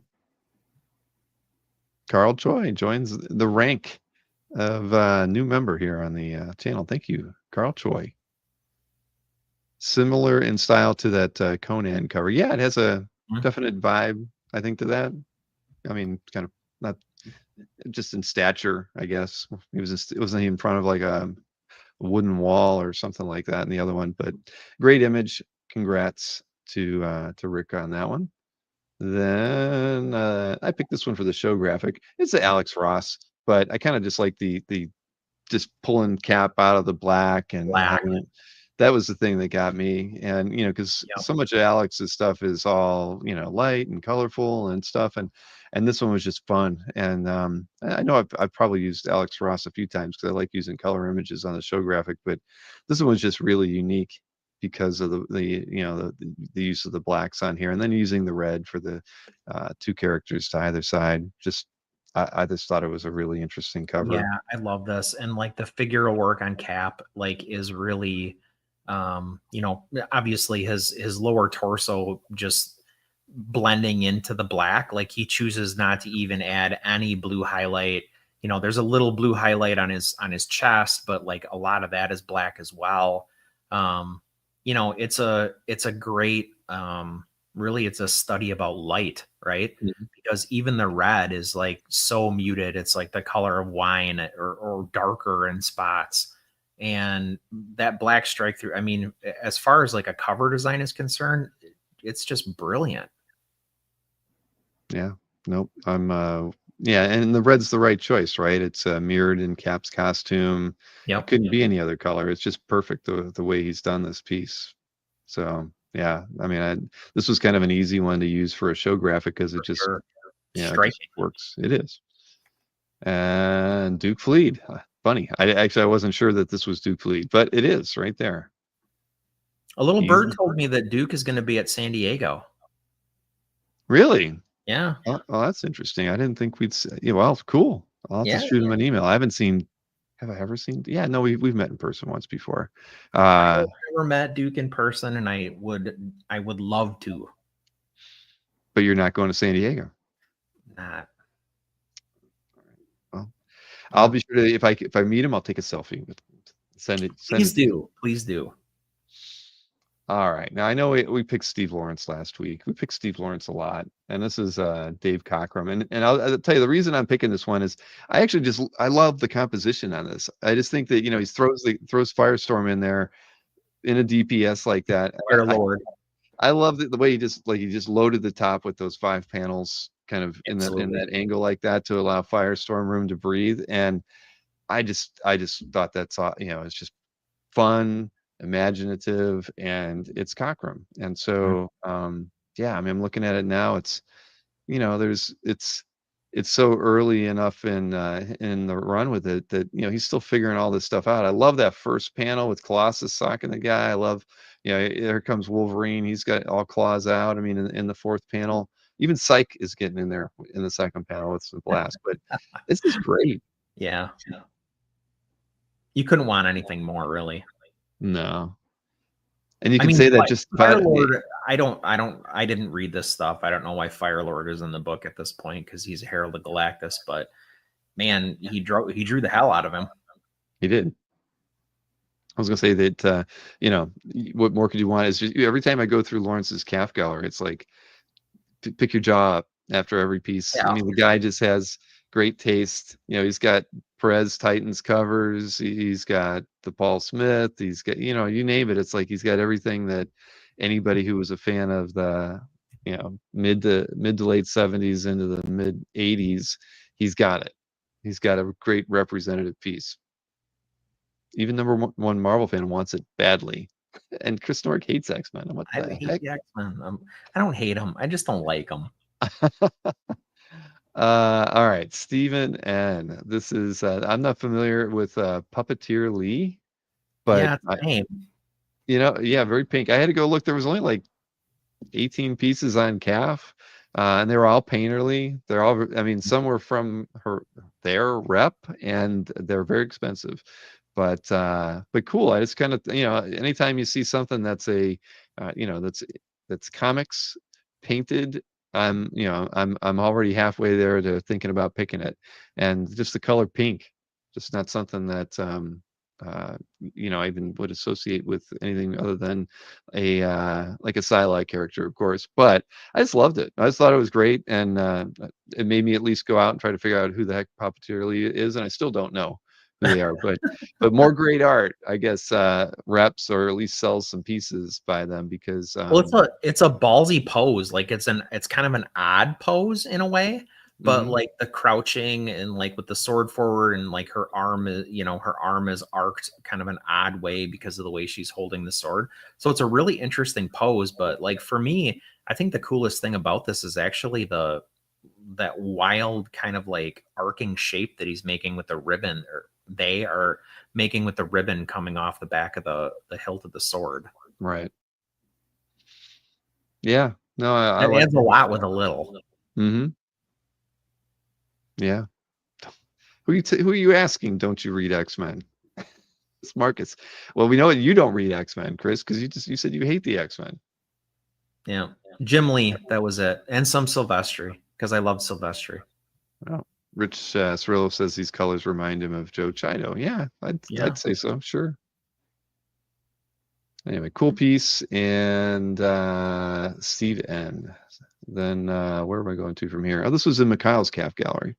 Colleen Doran. I like Colleen's work a lot. I follow her Substack. I keep meaning to like see if she'd ever like to like do an interview. I think she'd be a fun person to chat with. And but I just thought I don't know what this was from. Was it a commission? Yeah, it was a commission. And looks like he gave her some kind of inspiration, or she had some. Oh shoot! Ah, Damn. Okay, well now it gives a little bit more context. absolutely. Yeah, I just think it's beautiful. She's such a great illustrator. Mm-hmm. Wow. The repetition of the circles is great. Yep. It's so open, like it's so clean, and then like you still get like she's able to get a little bit like more busy with the flowers or the you know, the leaves, the little stars. Like there's stuff that's like frittery, and there's also stuff that's just like absolutely open. Yeah, I mean, look at these. Like, I Yeah. don't know what they are, but they work within the confines of this drawing. There's so much visual interest here. Yeah. Robert Berman probably says it best. Colleen is all about hair and clothing. Yeah, that's nice. And yeah, I'm gonna got that Art Nouveau, you know, yeah, from the basis of the piece. that's what Berman just said. Muka inspired. Yeah. Yep. Well, I love it, Mikhail. You got a really great commission here. I know he's always been a fan of Colleen's. I think he was one who first suggested I should try to get her on the channel just to talk to her. Gosh, like 2 years ago. I should definitely reach out to her. Yeah, that's Mikhail winning all day long. Now, what was that? Oh, but you know, Townsend and Bacalo. Sorry. What's not to love? I know. I really like this piece. I really love the composition on it. And Chris always does interesting compositions, whether he's playing around with shapes and textures and things. But I thought this one was Masses, really yeah. nice because it's all figures, right? That make up Mhm. this funky composition. But he's like filling the whole page with bodies and different they're falling, they're leaping, whatever, and it all just fills this page so well. Even Yeah. throwing Spidey in there, the way coming in straight at you like that.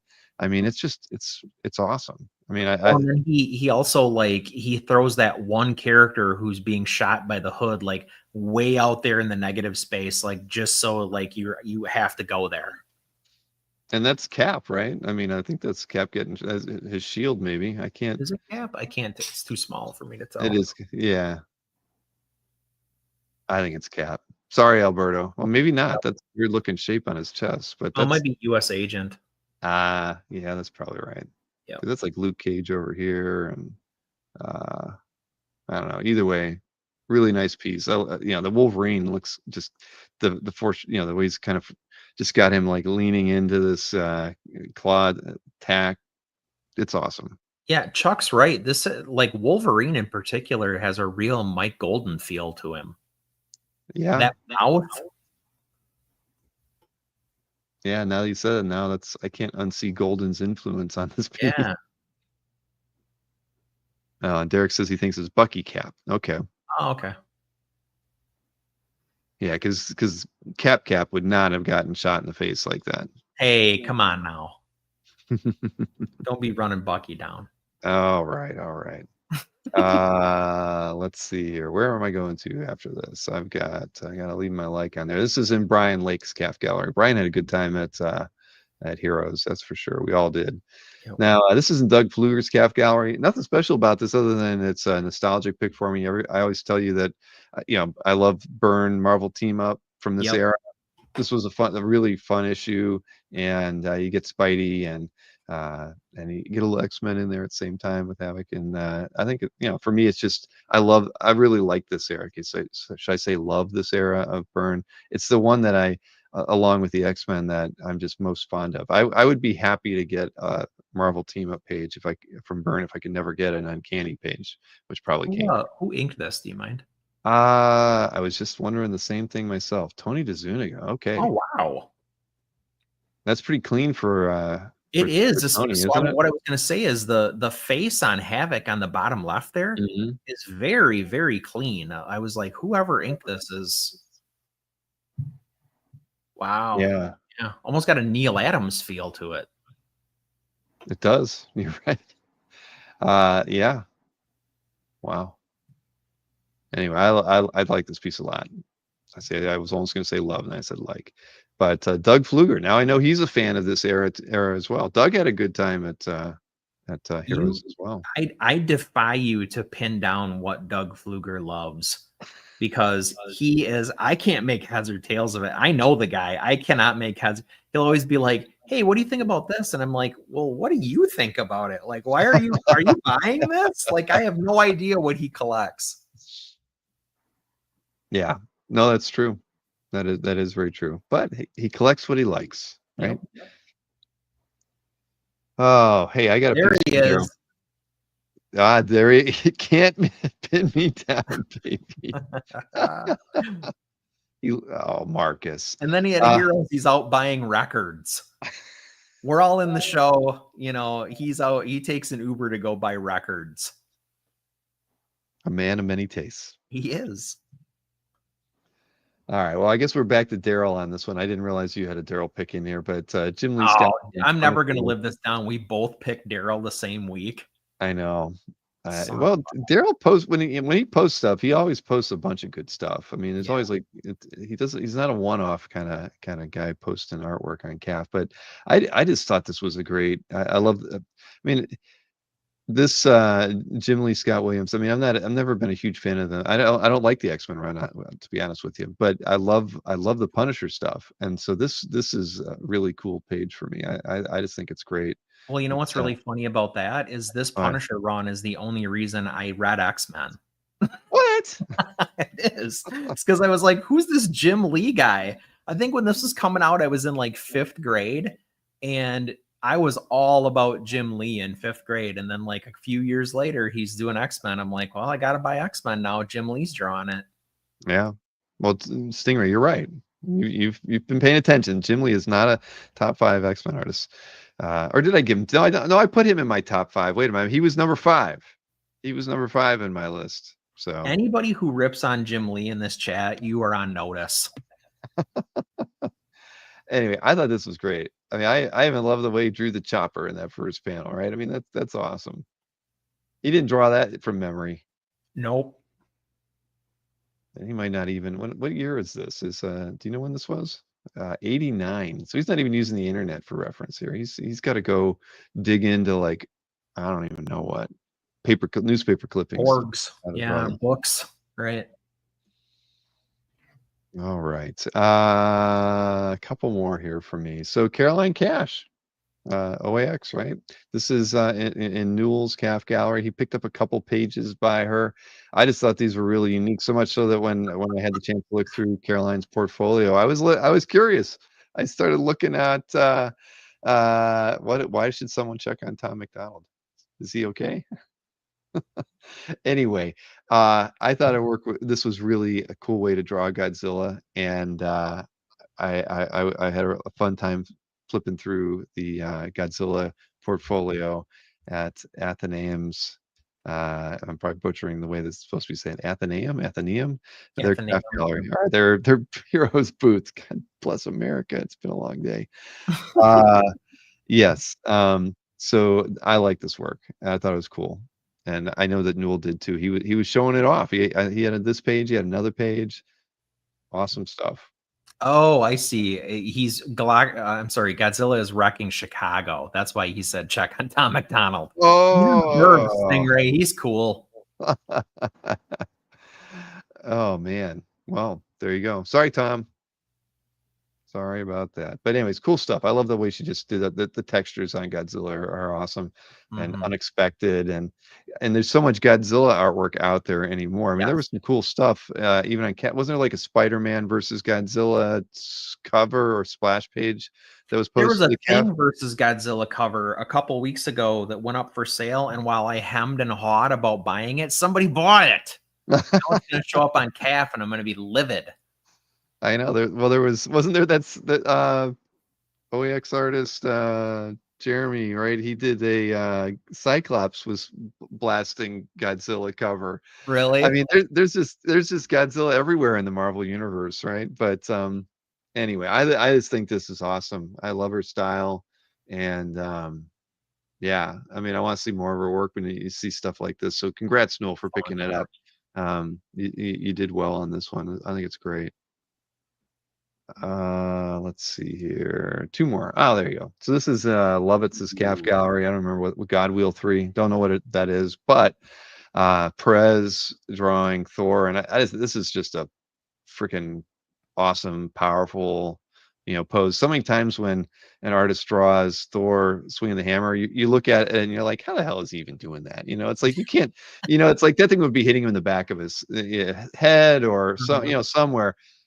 Perez makes it, very clear. This works. He can swing his hammer like this, and but you get that, and then all the freaking detail in the ground and the characters around him. This is just a awesome Thor. Well, what's image. cool to me about this is like one of the things I think we all love about George is that he is so adept at packing characters into pieces, right? But what's my point being that like Thor is still really like he's the star of the show. Like everybody else is just kind of there, and they're perfectly illustrated, of course. But yeah, wow. Oh, is this the Malibu crossover? It must be. It kind of looks like it, right? Isn't that Malibu characters in the back? I can't think of what her name is, but yeah, it does look like that. I'm not familiar with the title at all. God Wheel variant cover. We'll need Crab to name any of those Malibu characters. Yeah, Mantra. There you go. Yeah, that's because I feel like I have a Will Mineo drawing of Mantra on the back of some page that I got. But anyway, awesome image, and yeah, I mean, what? There's nothing. You don't need to say anything more about Perez. We already know that. And then Joe, this is Joe Atala's calf gallery, Raphael Grandpa. I mean, I think I like the style, and I mean, just this thing's just packed with action, Yep. motion. I mean, look at this, just the vehicle smashing through whatever the hell he's breaking through there. I don't even know, but and then you just get this really still pose of Batman. I just like Grandpa's style, I and do too. Yeah. I think the storytelling is fun on this page. I love the inset panels. It just feels, I don't know, the storytelling feels like a throwback, and maybe it's because of the cars in it as well. But you know, it That's looks like one thing something about his out of the work 20s. is he throws all these like anachronistic elements into his work where it's like, well, that car doesn't belong there, right? Mm. But he doesn't care. Like that's the car he wanted to draw. Or like somebody walks into they walk into a building and you're like, well, there's a computer, but there's also like a payphone, or like he throws these little like, they're throwaways, but it's like kind of just for the fun of drawing what he wanted to draw. And like you can kind of extend that across his style too, because he really, even when he is supposed to, well, quote unquote, supposed to be drawing like a straight up and down representation of like Wolverine or whatever, it's his version of Wolverine. Right. Well, I love it. I mean, look at it. I didn't even notice that, he's putting in the screech on the ground as like the motion for the vehicle. Yeah. That's so smart. I've never seen that before like that. Oh, and the crash. I didn't even notice that too. Yeah, I mean, this is fun. It's super There's fun. so much Yeah. to love in this piece. 11 by 17. It would have been cooler if it was like oversized, but that's the only thing holding it back from being an absolute masterpiece. So that was actually my last pick, but I had two other pieces that I felt like had to be shown before the show was over. And the first one is in what is it? In Andre's calf gallery. This was a Dave Aikens. This is great. I almost picked this. I had to. I mean, come on. I mean, Yeah. if that doesn't make you smile. Andre had a great time at Heroes. We saw him numerous times, Kesra and I. He was always having fun and always seemingly, coming back from picking something different up. But this thing is just, I mean, my God, how freaking awesome is this thing? I would never even think to ask somebody to do, like a Warlock SpongeBob crossover, and yet Yeah. here it is, and it's freaking amazing. So I had a good time talking to Andre. I'd never met him before. I had a good time talking to Andre at Heroes. He's a fun guy. Yeah, definitely. Andre says he won't. He's. I asked him if he didn't do an interview. He's like, I dropped too many f-bombs, Bill. That wouldn't work. He Like, told yeah. me the exact same thing. And I'm like, I get it. I get it, because every time I talked to him, it was, there was an f-bomb here or there. But yeah, I love this piece. It's too good. I mean, look at those buck teeth. Come on, it's great. Well, and like taking nothing away from the fact that like this is really well executed. It is. Right? Not only is it fun, but it's like it's clearly SpongeBob and it's clearly Warlock. Yeah, I actually have a couple of Aikens SpongeBob drawings I picked up from him very long time ago at San Diego for the kids. He just had a portfolio full of like 9x12s, and I picked up a couple of them. So Aikens does great work. I mean, but this had to, I mean, I don't think he was challenged by it. I think he took that idea and he made it his own, and freaking this is awesome. Yeah. Well, Andre did very good with this one. And then finally, I mean, I just had to show off these because it's in Marcus's calf gallery, and Marcus loves getting sketch cards, and so Wiener he's guy. look at that. He loves his wieners, he loves his A&W root beer, and yeah, there are pictures of his fireworks. Oh, I forgot about that's where I saw this. I know I saw a video where he lit off his fireworks, but yeah, look at this. He the how does he do that? I mean, why did you put the fireworks there of all places? You know exactly why. Exactly. Mhm. Yep, exactly. But anyways, back to that. That is a near perfect likeness of our friend He's Marcus. so happy to have that wiener. Exactly. It's dripping. Exactly. Wow. Look at that. There he is, right there. Yeah. I love it. I love it. He couldn't Oh, find his Wiener Schnitzel T-shirt, so he wore his Lego Levi's T-shirt. not a touch of Yeah, gray in that hair either. no, No. not a lick. No, not at all. Boy, that's almost a perfect segue for something, but I'll hold back. You look at all those hot dogs, Marcus. Anyway, so there you go. Those are my two honorable mentions for the week. Good ones, really good ones. Good, Had to great inclusions. had to show him. Yeah, but congrats that Andre piece though. I mean, it should have. One of us should have picked it. It should have been one of our top tens because it's that good. But It made it in. it made it in. Yeah. He had to wear your shirt. Oh, hey, Levi scheme. Bill will give you. Hey, as far as I'm concerned, Marcus is coming to OAX because we've picked like his favorite artist to come to the show. So, I mean, if that does not bring Marcus to the show, nothing will. Nothing So, can. You picked Kelly Jones is coming? wow. Shh. Uh, Oh man, but fun as always. And I saw who do we? Jason seemed like he wants to come back for picks at some point. I saw Tim Guerrero would like to do some picks at some time, so I'll have to get some Bring it. feelers out there. Yeah, I'll email you guys, and we'll see when we can like fit you back in the schedule. Why not? Right? I've got no problem. Please We'll do. have the 250th episode next week. We will be off the following week because that's San Diego. So no live streaming, no broadcasting at all that I'm aware of. Stingray wants to do picks too. I Oh, want to do Stingray. That's right, 250 Stingray. though. Can I What? want to do 250. I feel like that's momentum. Okay. You can do 250, and then we'll try to line up somebody for the following week. Either Tim or Stingray. That's right, because it wasn't Jason that was clamoring to get back in. You suggested he should get back in to stop To you shut from him picking. off. Yeah. Oh, to shut him up. Okay, I thought for him to shut you up. That was how he was going to do it. All right. Thank you, Peter. Fun show. Yeah, it's always fun, right? But who is this Jim Lee? Yeah, exactly.